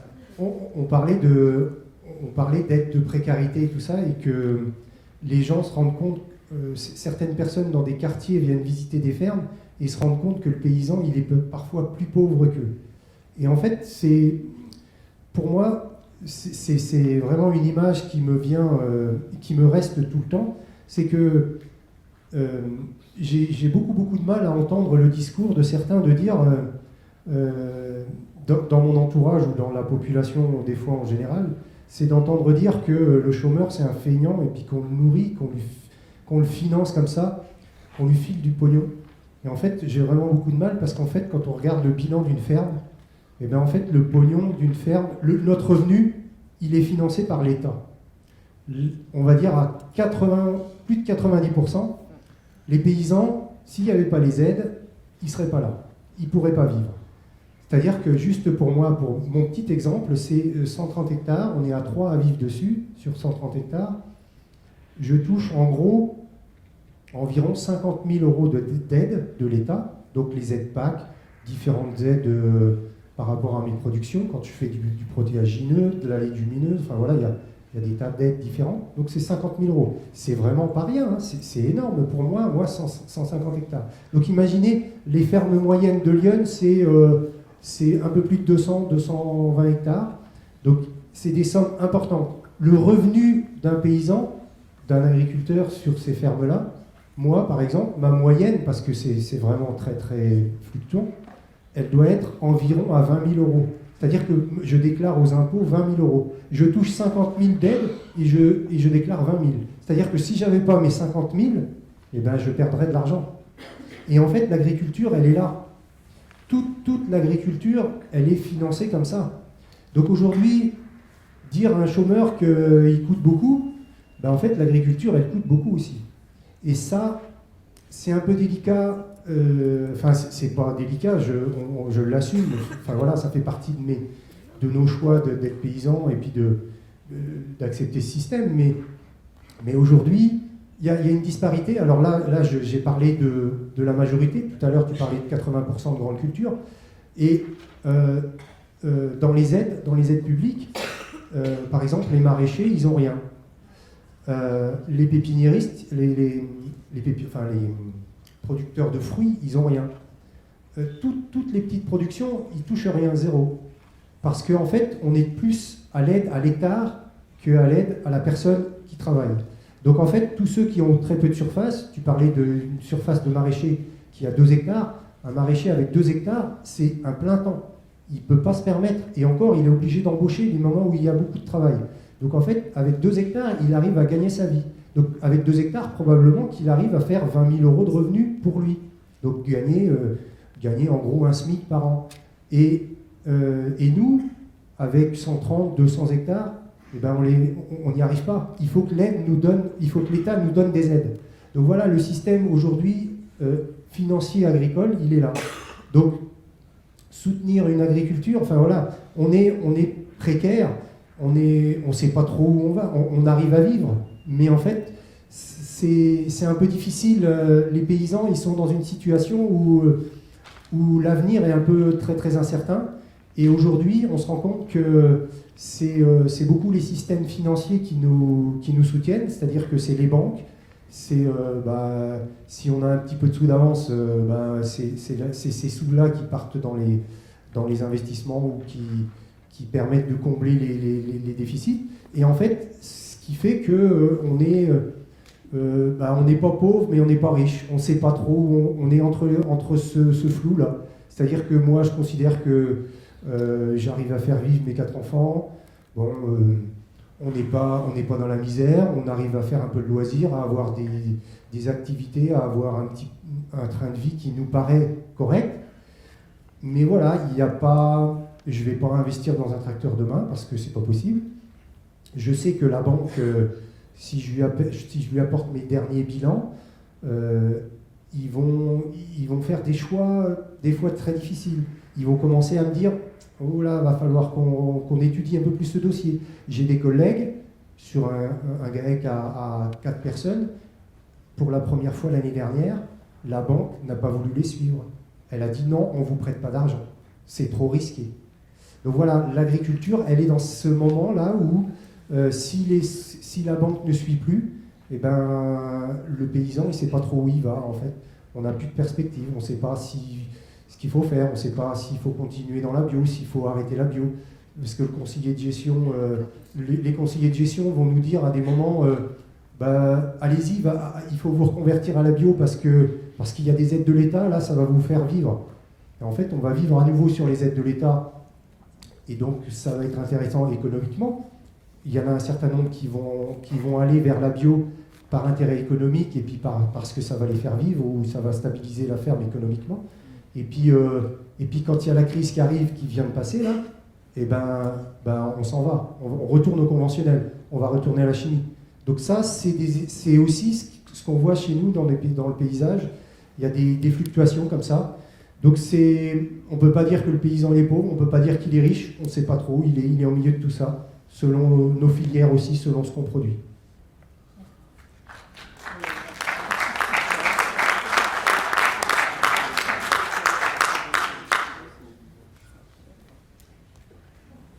Oui, c'était pour rebondir un peu sur tout ça. Tout à l'heure, vous parliez aussi de il y avait une question de sens. Enfin, voilà, la satisfaction aussi de participer à nourrir son voisin. Et on est vraiment là-dedans. Je pense qu'il y a un vrai enjeu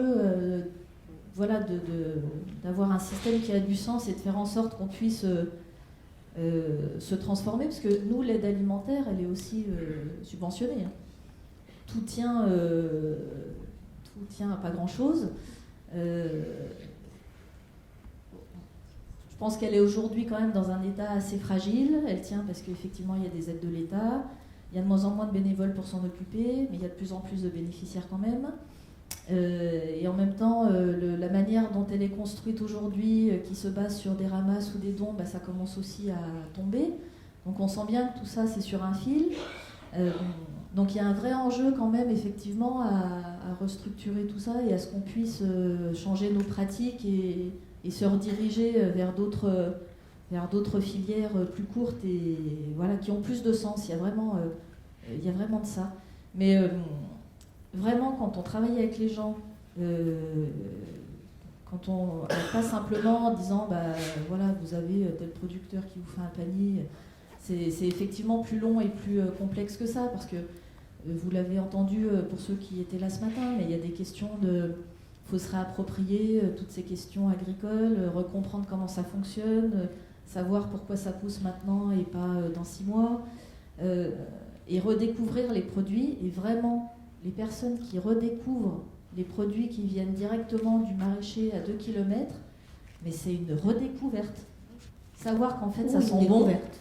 Se rendre compte qu'en fait, un produit frais, il sent super bon, et qu'en fait, ça donne envie de se mettre à table, et qu'en fait, ça embaume, puis que ça remplit le frigo, alors qu'une boîte de conserve, ça remplit le placard. Donc on a toujours le frigo vide. Psychologiquement, ça joue aussi. Et en fait, ça a tellement un effet positif que moi, je ne peux être que optimiste, quoi. Enfin, voilà, je pense qu'il faut vraiment faire en sorte qu'on redécouvre toutes ces choses-là simples et qu'on change nos pratiques, parce qu'on est tellement habitué à ce que ce soit facile de tout avoir sur un même lieu, que quand on se dit mince, pour avoir tel produit, il faut que j'aille là, il faut que j'aille là, il faut que j'appelle l'autre, alors c'est pas le même jour, ça demande à se réorganiser, donc c'est un peu long. On a tous des réticences au changement, mais vraiment un produit local bien fait, ça n'a quand même rien à voir, et ça, on n'a pas besoin de beaucoup de temps pour le démontrer. Alors une dernière question, et puis après on va donner la parole à la salle. Est-ce que le fait de rencontrer les mangeurs, ça aide les producteurs, et inversement?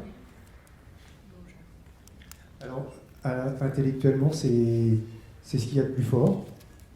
Voilà, quand les gens viennent, alors que ce soit les clients particuliers, je dirais, ou les professionnels, parce que voilà, en tant que producteur de farine meunier, je fournis aussi pas mal, j'ai 5 ou 6 boulangers, et en fait, quand on a un retour de tous ces gens-là qui nous disent votre farine elle est super bonne, j'en vois pas de mieux, enfin voilà, j'ai jamais trouvé la meilleure aussi bien que la vôtre, voilà, c'est notre satisfaction. Donc effectivement, c'est le soutien, ça soutien psychologique, on en a besoin. Donc après, effectivement, le bouche à oreille, je dirais que quand on fait de la qualité, on est récompensé par ce biais-là. Et donc ça, c'est super important pour le producteur. Donc effectivement, c'est un des points les plus importants, même si l'économique est toujours important derrière. Le fait que ce soit bon et que ce soit de qualité et qu'on ait un très bon retour, et ben voilà. Alors après, ça peut être déstabilisant pour certains, c'est-à-dire que ça me fait penser à des collègues qui m'avaient dit à l'époque, et ça veut dire que peut-être que tu n'as pas le droit à l'erreur. Et effectivement, ça veut dire que il faut que je sois très attentif à la qualité de mes grains que je stocke. Si j'ai un problème de stockage, il faut que je le résolve rapidement. Faut être attentif à toutes les petites problématiques qu'il peut y avoir. Cette année, avec l'humidité, on a des grains qui se stockent un petit peu moins bien. Il y a des problèmes de moisissure qui peuvent se développer. Donc, il faut être attentif à ça pour éviter tout ça. Et donc, ça demande un peu plus de boulot, mais si on arrive à un produit de qualité derrière, c'est la satisfaction, elle est toujours là. Donc après, pour moi, c'est un des points les plus importants de la vente directe. Bien. Je propose que la salle prenne le relais, parce que moi, j'ai plus de questions.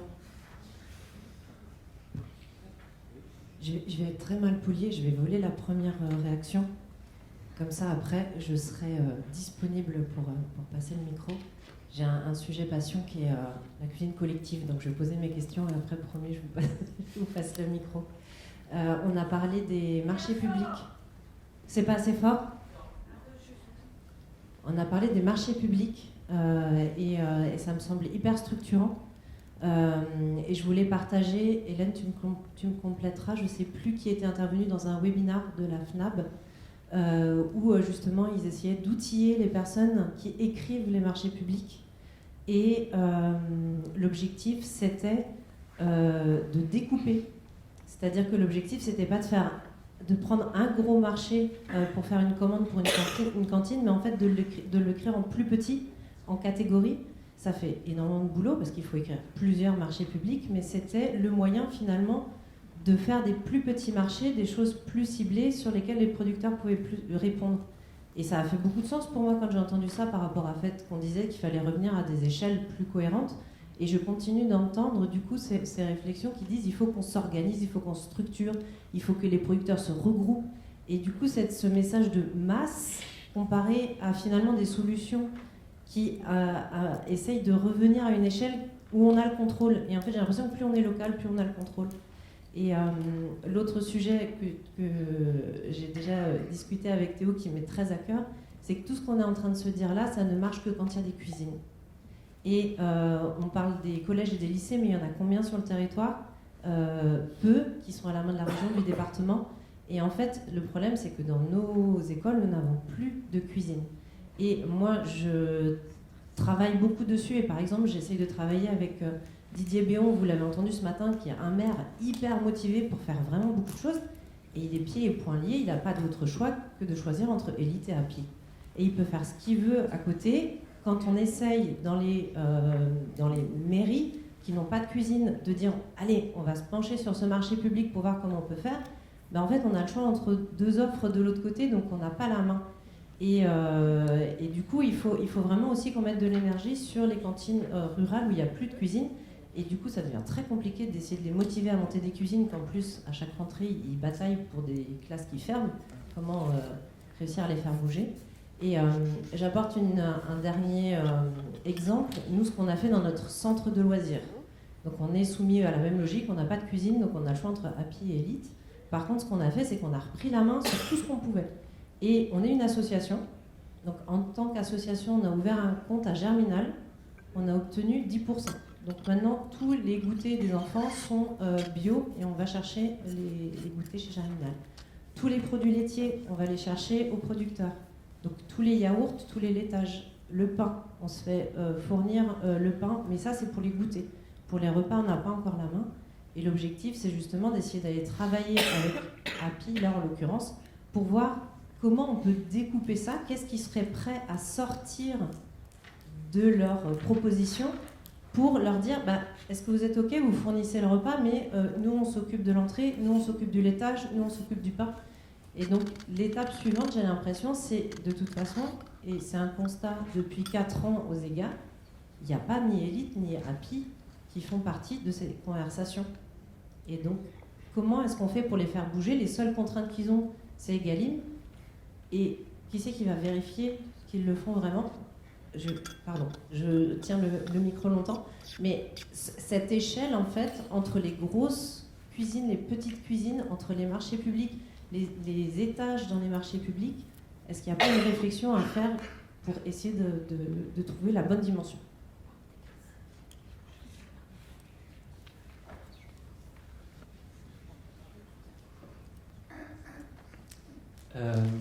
Ça, c'est vrai que c'est une question que nous, on se pose.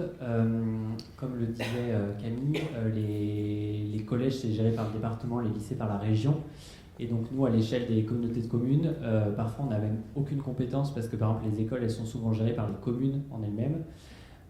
Et donc en fait, c'est une articulation, c'est ce qu'on appelle le millefeuille administratif, hein, mais c'est vraiment ça, c'est-à-dire qu'on souhaite agir sur certaines choses, mais qui a la compétence, il faut vraiment toujours aller chercher d'autres interlocuteurs pour pouvoir agir.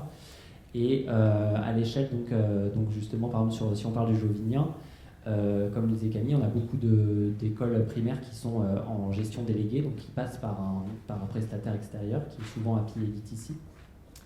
Il y a parfois une certaine situation de monopole, où en fait on se retrouve, les collectivités n'ont pas forcément la main dans les négociations, parce que le gros risque, en fait, c'est vraiment une des peurs pour les élus, c'est que nous, par exemple, sur le Jovinien, on vient de réécrire un marché public pour essayer de justement améliorer la prestation de restauration collective en durcissant les critères, en disant qu'on veut inclure de la saisonnalité, qu'on veut inclure du bio, qu'on veut inclure des menus végétariens, qu'on veut inclure du local, de la fraîcheur. Enfin, on peut mettre un tas de clauses dans un marché public. Ça déjà, c'est, on va dire, la base.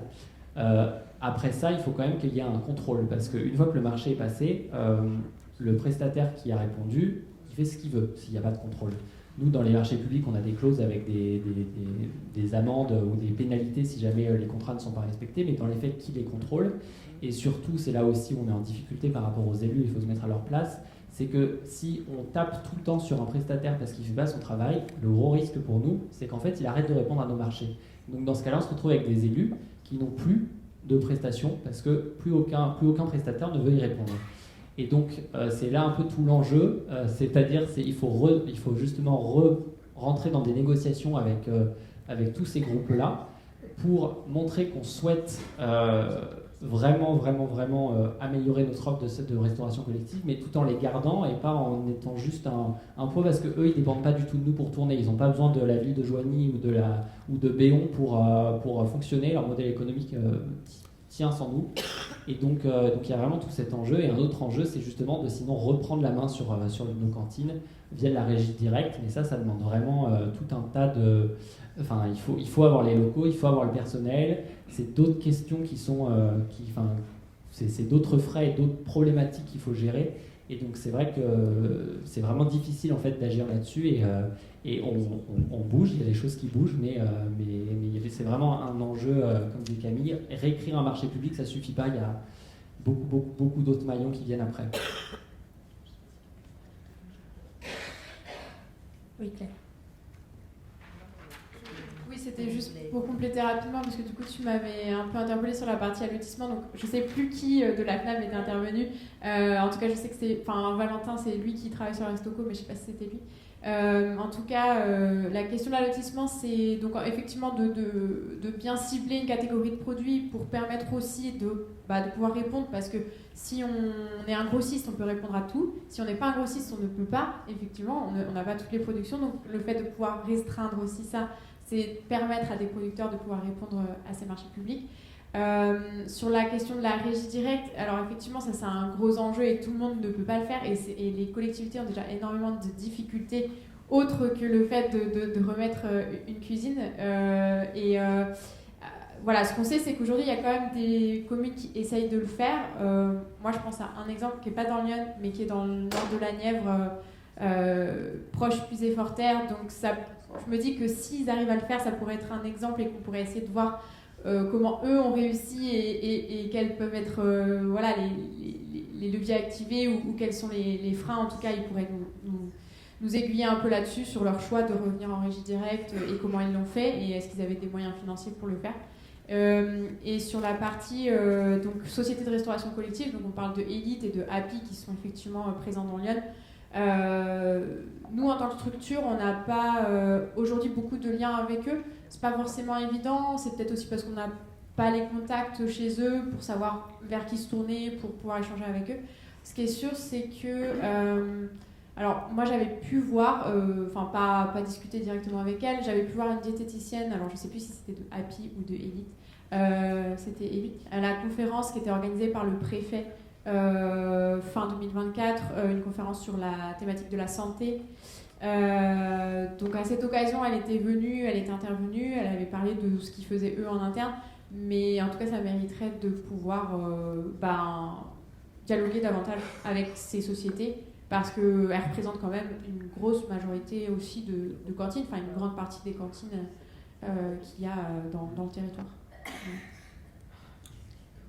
Merci beaucoup. J'avais une question, j'avais deux questions en fait. Une première, c'est sur on a parlé des agriculteurs, on a parlé des consommateurs, mais en fait, il n'y a pas beaucoup de choses qu'on mange sans les avoir transformées. Et donc, est-ce que, je comprends que dans un PAT, Dumay ne va pas faire une ligne de production de farine bio pour le PAT, mais en revanche, avec Paris Agricène, est-ce qu'on a des chances d'avoir des vrais investissements de taille pas juste artisanale, désolé Jean-Charles, mais un petit peu plus grosse pour utiliser les productions locales et les transformer sur place? Parce que je vais rappeler une expérience que j'ai faite il n'y a pas très longtemps à Paris, acheter une bouteille de lait d'avoine, enfin une brique de lait d'avoine quelque part, magnifique, ces billes entourées en rouge, c'est de chez moi, là, trop bien. Et en fait, j'ai vu qu'elle avait été faite en Italie. Donc on a exporté l'avoine en Italie et on l'a ramenée en brique avec de l'eau, parce que le lait d'avoine, c'est quand même pas le produit le plus dense du monde. Et donc, est-ce que Agri-Parisène va servir, et est-ce que dans les 5 ans d'exécution, il y aura ce genre de choses? Pareil pour la viande, la transformation du cochon en jambon, qu'est-ce qu'on fait du reste? Enfin, ça suppose d'avoir des charcuteries qui font des choses. Donc, est-ce que ça peut faire partie des solutions? J'ai une deuxième question. Alors pour répondre du coup à celle-ci, Agri-Parisène, enfin surtout via le projet Seine Nourricière, parce que c'est eux qui bénéficient du cofinancement de 10 millions d'euros. En fait, c'est une enveloppe qu'il faut qu'on répartisse sur l'ensemble du territoire et il y a beaucoup de critères. Donc on a une enveloppe qui est à destination de la structuration des outils de transformation des territoires. C'est juste qu'il faut... on est dans un projet qui est très cadré. Et donc il faut notamment, par exemple, que ce soit des outils de transformation qui bénéficient à la restauration collective.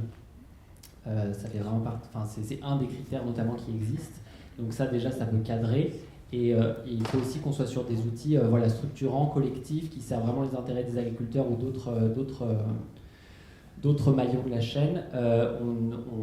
On parle, je ne suis pas sûr de pouvoir dire les noms tant que ça n'a pas été tant qu'on n'a pas les réponses, mais on travaille avec des acteurs locaux du nord de Lyon pour justement venir en aide sur la création soit de lignes, soit de nouveaux outils, soit même il peut y avoir des financements de ressources humaines.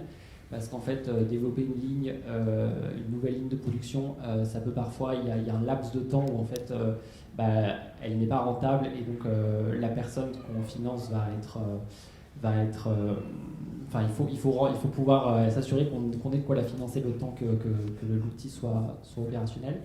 Et donc on est en discussion avec plusieurs acteurs, mais là pareil, c'est toujours les mêmes questions, c'est que nous on travaille avec ces acteurs, on vérifie s'ils sont dans les projets, eux il faut qu'ils voient s'ils sont intéressés, ensuite on passe il faut qu'on s'assure que l'ensemble du consortium soit d'accord pour financer cet outil, ensuite il faut attendre la réponse du financeur qui va nous dire si oui ou non il finance, ensuite il faut que les sous retombent, donc ça prend du temps et c'est pas mon PETR du nord de Lyon qui avons la main là-dessus, mais oui il y a des sous qui existent là-dessus et moi aussi en tant que chargé de PAT, un de mes rôles, c'est de voir les autres appels à manifestation d'intérêt ou les autres appels à projets de divers financeurs pour aussi réorienter les structures que je connais parce que il y a plein d'outils de transformation des territoires qui ne connaissent pas ou qui n'ont juste pas écho des subventions qui peuvent exister, ou d'eux qui ne savent pas remplir les dossiers parce que c'est vraiment des fois très très long, très très difficile et on ne comprend pas ce qu'il faut faire. Et donc ça fait aussi partie de mon travail de réorienter ça. Et ma deuxième question, parce que j'en avais une deuxième, qui était effectivement sur la deuxième transition alimentaire, qui est la réduction de la quantité de viande. Est-ce que c'est quelque chose qui est pris en compte dans ces travaux du PAT? Je veux dire, on sait qu'avec la nécessité de réduire les émissions, il faut à peu près diviser par 2 d'ici 2050 la quantité de viande, y compris porc et volaille d'ailleurs, aussi, pas que bovin. Mais est-ce que ça fait partie du PAT?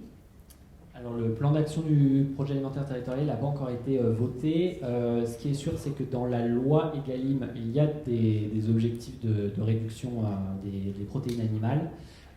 Ensuite, c'est un peu du cas par cas.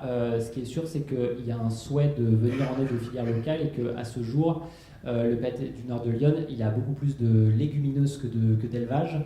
Et donc, il y a un intérêt stratégique à développer, par exemple, cette filière-là. On a quand même, par contre, énormément d'élus et d'acteurs qui sont pour garder de la viande dans les menus. Et donc c'est vraiment après un choix politique qui doit être porté par le collectif. Et donc, on n'a pas eu de délibération là-dessus, mais il y a, de toute façon, par rapport à la loi Egalim, on a un cadre juridique qui existe et qui nous pousse à faire ça. Et donc, avec les autres enjeux locaux de développement des filières locales, on a un enjeu aussi à développer la légumineuse. Donc vous avez dit qu'il y a 88% de grandes exploitations qui font à peu près 200 hectares. Par ailleurs, on dit qu'il y a 50% à peu près des agriculteurs qui sont près de l'âge de la retraite. Est-ce qu'on peut faire des prévisions sur l'avenir? Est-ce qu'on sait si ces exploitations vont revenir à leurs enfants, et quelles sont les intentions? Est-ce qu'on fait des pronostics là-dessus? Les intentions vers le bio, vers le... Oula, ça je comprends même pas ta question. C'était pour prolonger, c'est est-ce que la SAFER participe au PAT pour justement affecter des hectares à des vergers ou des maraîchers, alors qu'on voit qu'aujourd'hui les maraîchers qui veulent s'étendre, ils ne trouvent pas de terre, etc. Donc est-ce que la SAFER fait partie de ça activement et positivement? Alors je laisserai un peu du coup... La société du foncier rural. Mais... moi, je suis déjà rentré en lien avec la SAFER, avec Terre de Liens, avec Forêt, avec d'autres acteurs sur le foncier. Il faut justement qu'on voit, c'est vraiment difficile, c'est-à-dire qu'une fois qu'un PAT, il y a, je ne sais pas si vous pouvez vous rendre compte de vraiment l'ampleur des thématiques, des enjeux sur lesquels il faut qu'on travaille. Il y en a beaucoup et on est donc en plus, nous on est sur un cas de collectivités territoriales qui n'ont pas les mêmes compétences, qui n'ont pas les mêmes élus, qui n'ont pas les mêmes envies, qui n'ont pas les mêmes enjeux sur le territoire. Donc c'est tout un enjeu de justement essayer de travailler ensemble et trouver comment travailler ensemble. Moi je suis arrivé en avril et il y avait 3 mois d'ingénierie avant, donc on est quand même sur un projet qui a encore pas énormément de recul, on a 1 an d'ingénierie. Et donc là-dessus, on va dire qu'il y a des thématiques sur le territoire où on voit ce qu'on peut faire, comment on peut y aller et on arrive à travailler. Il y en a d'autres comme cette question du foncier justement sur lesquelles on a encore beaucoup de questions. Donc on a lancé des conversations, des échanges avec les acteurs autour du foncier. À ce jour, on n'a pas encore on ne sait pas encore comment réellement, par quelle ficelle tirer en fait. Mais ça fait partie de nos axes de travail pour la suite. Et donc je vais peut-être juste laisser Hélène peut-être pour répondre à l'autre partie ou Jean-Charles. Oui, pour répondre par rapport à la SAFER, en fait, je vais vous dire non tout de suite parce que je fais partie du comité SAFER en tant que confédération paysanne, donc en tant que paysan. Et en fait, la SAFER, elle est là pour gérer les changements de propriétaires. Elle ne va pas influencer sur la production, sur la filière. Elle n'a aucun pouvoir de ce côté-là. Elle va influencer, c'est pas la SAFER qui va le faire, c'est plutôt les chambres d'agriculture en général qui portent, ou les organismes comme le Bio Bourgogne, qui vont porter qui vont porter des dossiers de porteurs de projets. Et en fait, il faut savoir que c'est d'abord le porteur de projet qui se propose, et donc c'est pas une SAFER qui va dire il faut mettre un maraîcher. Parce que le maraîcher, bah oui, parce qu'en fait, quand la SAFER elle a dit ça, bah voilà, ça part dans le vide. C'est-à-dire que si vous avez personne en face qui vient faire le travail, qui va faire le boulot, qui va savoir si l'activité elle est intéressante, rentabilité, est-ce que la personne est capable de faire le travail, si elle a envie de le faire ou pas. C'est pas anecdotique comme ça, comme un dossier théorique qu'on va gérer à la SAFER. En fait, la SAFER, elle est là pour donner son accord par rapport à des critères, mais le critère de la filière, il n'est pas dans ce comparatif-là. En fait, voilà, on n'en tient pas compte. Oui, bonjour. J'avais d'abord une remarque, c'était qu'on a beaucoup parlé des cantines, et en fait, je pense qu'il y a des alliés auxquels on ne pense pas forcément dans ces cas-là. C'est les associations de parents d'élèves, parce que les associations de parents d'élèves, elles ont un mot à dire sur ce qu'il y a dans l'assiette de leurs enfants, et elles drainent par définition des dizaines et des dizaines de votants et votantes de la commune. Donc en général, les élus sont attentifs et attentives à ce que souhaitent les parents d'élèves. Donc je trouve que c'est une façon, pour faire bouger les choses dans la resto collective, sensibiliser les parents d'élèves ou s'appuyer sur eux et elles, ça peut être une bonne piste, voilà, une idée en passant. Et sinon, je trouve que c'est hyper intéressant toutes les initiatives qui sont portées. Je me demande juste s'il n'y a pas un espèce d'éléphant au milieu de la pièce qu'on ne voit pas, c'est qui veut ou qui a voulu la peau du bio quand même. Parce qu'on a vu que les supermarchés, les grandes surfaces se sont fait des marges beaucoup plus importantes sur le bio que sur le reste. Les prix d'achat du bio en filière longue ont chuté alors que les prix en magasin augmentaient. Enfin, je veux dire, c'est cool de mettre en place des initiatives de territoire, de faire bouger les acteurs ensemble, mais il y a un moment, il faut aussi peut-être prendre la parole sur ces questions-là en dénonçant ces différentes pratiques qui font que les producteurs bio, je suis ravie de voir que ça fonctionne bien pour vous, Monsieur Faucheux, mais il y en a plein qui vraiment tirent la langue, voire sortent du bio, et il y a une prise de parole politique à avoir à cet endroit-là, j'ai l'impression. Et je me demandais si parmi vous, c'était des choses qui étaient aussi à l'agenda, ou si ça fait un peu peur, parce que du coup, on sait qu'on va se heurter au champ d'agriculture, à la FNSEA, etc. Merci. Merci pour la question. Je pense pas qu'il y ait de peur de se heurter à d'autres acteurs. En général, on a plutôt tendance à s'exprimer, c'est juste que nous, on est moins entendus que les autres.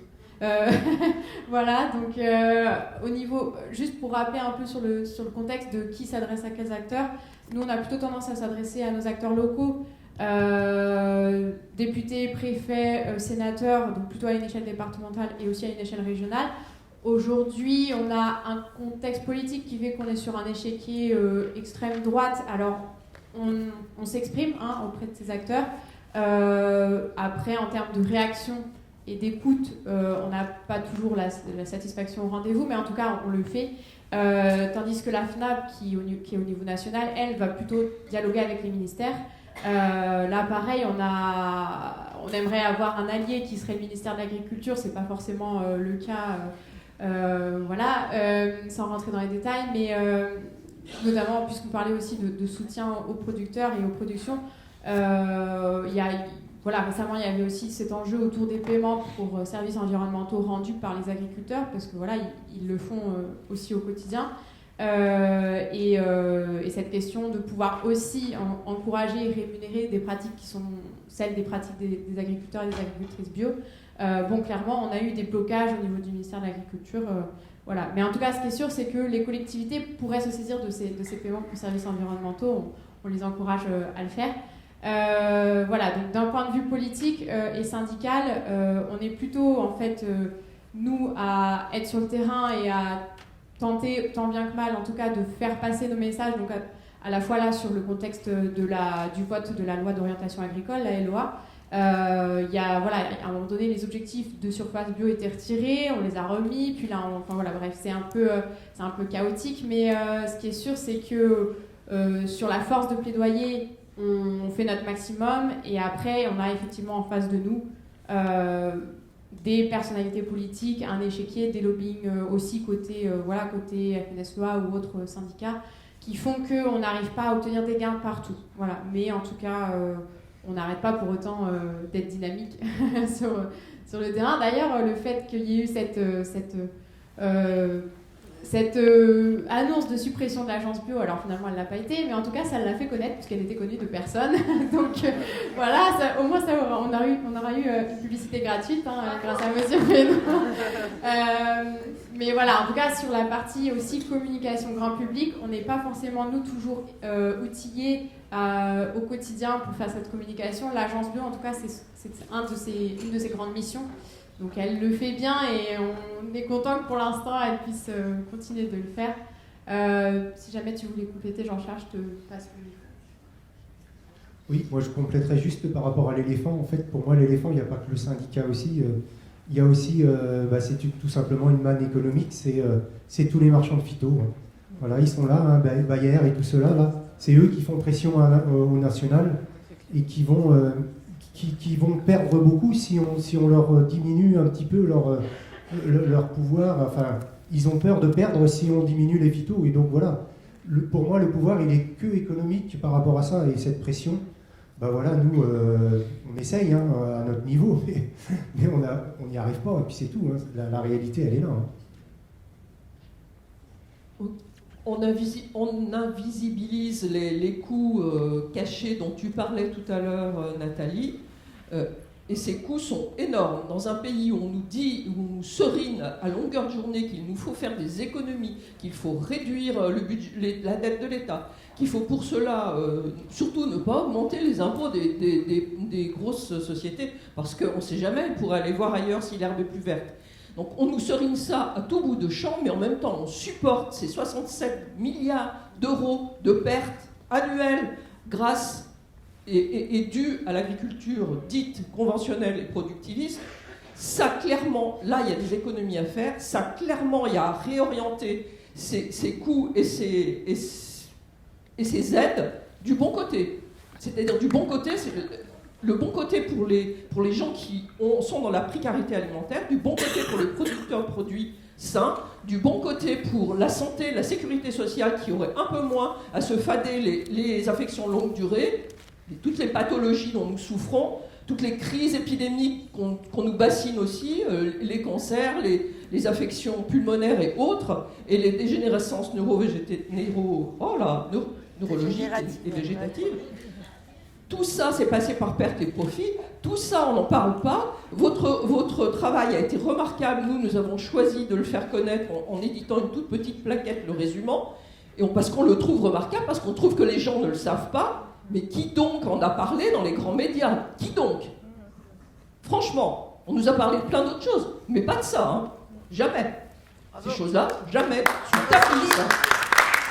Et pareil, pour les cantines, dans Lyon, je signale qu'il y a quand même 2 communes au moins qui ont leur propre cantine, leur propre cuisine, leur propre légumerie et leur propre courage politique, celui d'avoir une cuisine en régie. La commune de Saint-en-Puisaye, puis la commune de Sauvigny-le-Bois. Et merci, ça marche très bien pour eux, c'est pas plus cher pour les parents, c'est bien meilleur pour les enfants, à telle enseigne que ces enfants, quand ils retrouvent un collège et une cantine de collège, viennent chouigner dans les poches du maire pour lui dire « Ah, c'est très mauvais la cantine du collège !»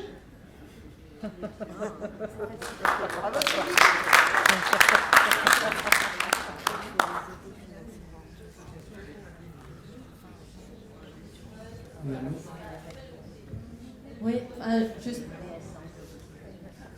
Oui, on y arrive là, je crois, après 2h30 de débat, c'est-à-dire ce matin, là, il y a eu quelqu'un qui a dit la manière de s'alimenter, la manière de consommer, c'est un acte politique. Moi, je pense que la manière de produire, c'est aussi un acte politique.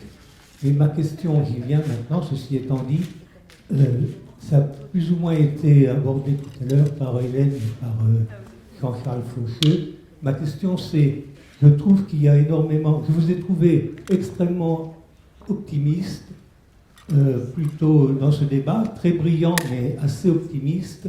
Moi, je suis plutôt pessimiste parce que je trouve qu'il y a énormément de signes qui sont très inquiétants. En particulier, vous l'avez abordé tout à l'heure, l'agence bio et la failli disparaître. Il y a les nicotinoïdes qui sont réapparus cette semaine. L'année dernière, c'était le glyphosate pour 10 ans. Il y a quand même un signe aussi très important qui s'est produit cette semaine, c'est la montée assez importante de la coordination rurale. Tout ça sont des signes qui, moi, je trouve inquiétants, et je voudrais savoir ce que vous en pensez, vous. Est-ce qu'il n'y a pas des signes qui vous inquiètent? Moi, je vais répondre en premier, comme ça je réagirai aussi sur la question d'avant. Effectivement, les 67 milliards pourraient être utilisés autrement. Ils ne sont pas perdus pour tout le monde, ceci dit. Donc c'est un peu le problème. Il y a plein de signes qui pourraient nous faire perdre courage. Mais vraiment, je pense qu'il y a un vrai enjeu. Alors là où je continue d'y croire, et je crois qu'on n'a pas le choix que d'y croire, je pense qu'il y a un vrai... la solution, elle viendra des consommateurs et des personnes. Quand elles auront repris... il y a une grande importance à reprendre la main sur son alimentation, parce que ça nous permet de comprendre comment tout ça se passe. On est moins dépendant de tous ces grosses structures qui finalement nous maintiennent sous leur coupe quelque part. Il y a un vrai enjeu démocratique quand même sur cette alimentation. Et il doit passer par reprendre connaissance de tout ça, se rencontrer, comprendre comment ça fonctionne, sortir peut-être d'une forme de naïveté qui se dit que les pouvoirs publics font forcément pour notre bien et pas pour le bien d'un autre. Pour moi, de ce que je peux voir sur le terrain, ça ne peut venir que du terrain. Ça ne peut venir que par des petites choses qui paraissent insignifiantes, mais qui multipliées sur tout le territoire, sur toute la France, vont à un moment donné converger et donner quelque chose, quoi.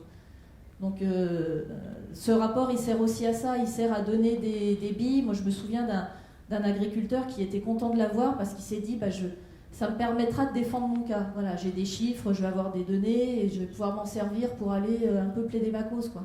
Et tant mieux que tout le monde s'en empare. Il est téléchargeable sur Internet.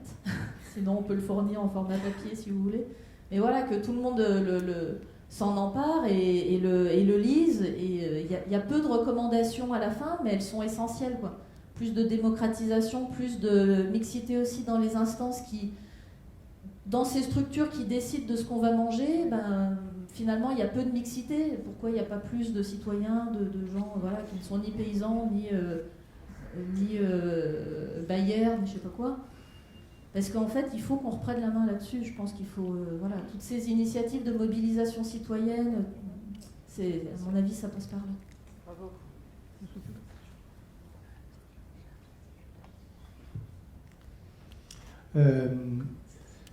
Moi, ça fait 24 ans que je suis installé. Ça fait 24 ans que je suis dans une minorité. Ça fait 24 ans que je fais de l'agriculture biologique. Donc, voilà, j'ai fait partie de cette série de deuxième vague, on va dire, au moment des CTE, CAD, je ne sais pas si ça vous parle, c'était les contrats territoriaux d'installation, d'exploitation. Et puis, voilà. Et en fait, je m'en porte pas plus mal d'être dans une minorité. Alors effectivement, des fois je suis pessimiste, j'ai le moral dans les chaussettes, mais en fait, pour continuer dans le côté pessimiste, je reviendrai à l'optimiste après, mais dans le côté pessimiste, effectivement, la coordination rurale, elle progressait. Moi qui suis à la Confédération Paysanne, on a perdu des voix, on a perdu un siège dans Lyon. Ouais, c'est pas bien, mais on est déçus, mais on n'est pas non plus... on n'est pas non plus dupe quand on voit le résultat des élections normales législatives. Voilà, un syndicat qui est plutôt orienté à gauche dans Lyon, non, ce ne sera pas possible, on n'y sera jamais. Alors après, on fait passer nos idées. On a parlé de la SAFER tout à l'heure, je siège à la SAFER, la coordination rurale, elle est là, mais on ne l'entend jamais. Dans plein d'instances, on est à la CDOA, comité d'orientation et comité départemental d'orientation agricole, on y est à chaque fois avec la fédération départementale de la FDSEA, l'autre syndicat, mais en fait on avance nos pions, on donne nos idées. Alors, ils l'apprennent ou ils l'apprennent pas. Juste pour revenir après maintenant sur l'optimisme, le Mercosur, ça fait 20 ans qu'on dit que c'est pas bon pour nous, pour notre agriculture, pour nos paysans. Et bien aujourd'hui, ils l'ont repris. Alors forcément, il va y avoir un revers de la médaille, c'est-à-dire que là, on n'est pas content d'importer des produits de l'extérieur, mais ils n'ont pas peut-être réfléchi qu'il y a aussi nos exportations. Si on arrête le Mercosur, il y a aussi nos exportations qui vont être imputées. Donc il faut voir tout le paysage. Et puis après, mon côté optimisme, ben voilà, ça fait 25 ans que je suis dans un magasin de producteurs à Toussy. C'est que du bonheur. C'est que de l'augmentation de mon chiffre d'affaires, de l'évolution de ma farine, du retour des clients qui sont super positifs. Là aujourd'hui, j'ai été obligé d'arrêter de reprendre des boulangers parce que j'ai plus assez de farine. Je ne peux plus assez fournir. Donc voilà, mon côté optimiste, c'est ça. J'essaye de convaincre mes voisins qui sont aussi en bio de venir d'acheter un moulin et puis qu'on se mette ensemble et qu'on développe cette partie-là. Il y a des optimistes, il y a des choses à développer, il y a des prises de conscience et il faut tenir bon avec ça. Et c'est là que je suis bien ici parce que moi, à la conf, on est en minorité au niveau agricole, mais au niveau population, enfin au niveau citoyen, ben, heureusement que vous êtes là pour nous soutenir. Voilà, merci.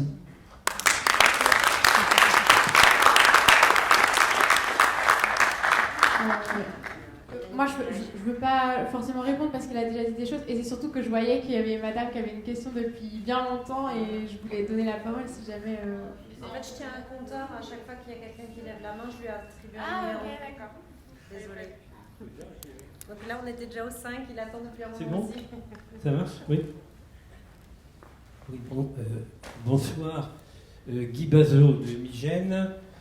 Le président de l'UFC Choisir, Association de défense des consommateurs, m'a demandé de venir donc à cette table ronde et je viens avec beaucoup de plaisir. Association donc qui est à Auxerre. Je lis brièvement. Nous donnons aussi nous accès à une alimentation de qualité à tous et à toutes. Nous agissons pour l'accès de tous aux biens. Le micro sur le menton, il est... Et services essentiels au juste prix. Je réitère la petite demande que j'ai faite ce matin.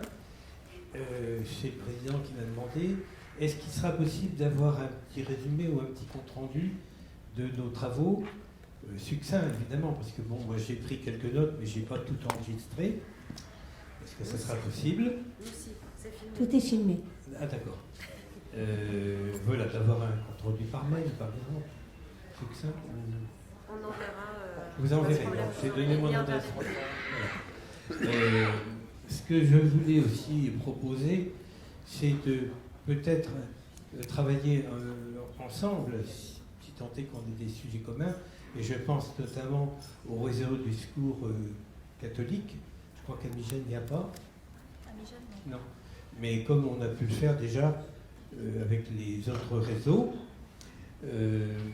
nous organisons des rendez-vous consommateurs, et c'est là que je peux dire que ça marche bien, auprès de CCAS, auprès de maisons, les services, les nouvelles maisons, là, le service France Service, auprès de comités d'entreprise. Ce sont les organisations qui choisissent les thèmes. Alors, ça peut être une information, ça peut être sur les arnaques, ça marche bien. Ce que je voulais aussi dire, donc là, si je pouvais avoir des coordonnées de différentes personnes ou de mails, hein, de façon à continuer. On peut voir ça après? Oui, non, c'est parce qu'après je me sentais, j'ai un autre rendez-vous.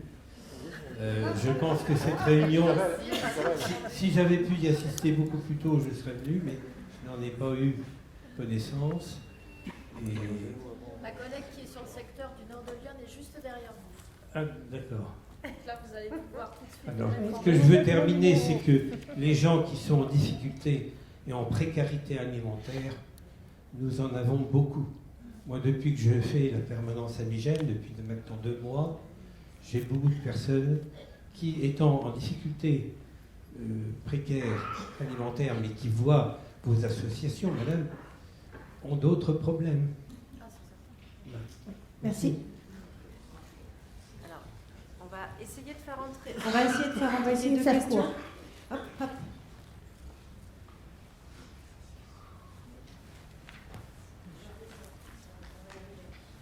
C'est pas vraiment une question. Bonjour, je m'appelle Nina, je suis en BPREA au CFPPA de Auxerre, à Benoît, enfin à Benoît. Et c'était juste pour faire remonter une information. Le CFPPA, donc, c'est collé au lycée agricole de Auxerre. Ils ont une exploitation laitière qui produit du lait, énormément de lait d'ailleurs. Et les cantines du lycée agricole n'est pas fournie. Ils prennent pas leur lait en fait. Et le lait part à Yoplait et puis est racheté par le lycée agricole pour être donné à manger aux élèves. Donc les élèves du lycée agricole, les futurs agriculteurs, sont nourris de cette façon et sont nourris très mal. C'est ce que je peux dire parce que c'est vraiment pas très bon. Donc c'est juste cette information que je voulais faire remonter. Je sais pas à qui ça peut toucher, peut-être le PAT de Le Serrois. Mais voilà, c'était juste ça. Pour être transmettre l'information au PAT de l'Auxerrois, mais du coup c'est pas mon secteur, mais je ferai passer. Et ils étaient présents au forum hier matin. On prend une dernière question. Ce sera la dernière. Oui, donc Sophie, j'anime la fresque du sol, mais ce que je voulais dire par rapport au développement, on a dit il manque du maraîchage, il manque certains types d'agriculteurs, mais il n'y a pas de terre en face, ou plutôt on ne sait pas comment récupérer les terres. Je signale juste que les mairies, enfin, certaines communes ont des terres, parfois des terres de très bonne qualité, notamment dans les Vaux, donc près des rivières, qui sont parfois dans les PLU destinés à, on en a parlé hier, à des usages qui sont étonnants, pour développer de la logistique, par exemple. Et je voulais citer l'exemple, pour être plus optimiste, de la métropole de Rouen, qui a été citée comme étant l'une des entités d'Agri-Paris-Seine, qui est une entité qui est là aussi pour protéger la qualité de l'eau, parce qu'on voit quand même que pas mal d'agriculteurs bio, notamment en maraîchage, ne peuvent plus utiliser l'eau de qualité de leur propre forage à cause de la contamination par les métaux lourds et les pesticides. Donc on leur dit « Ah ben non, c'est pas conforme ».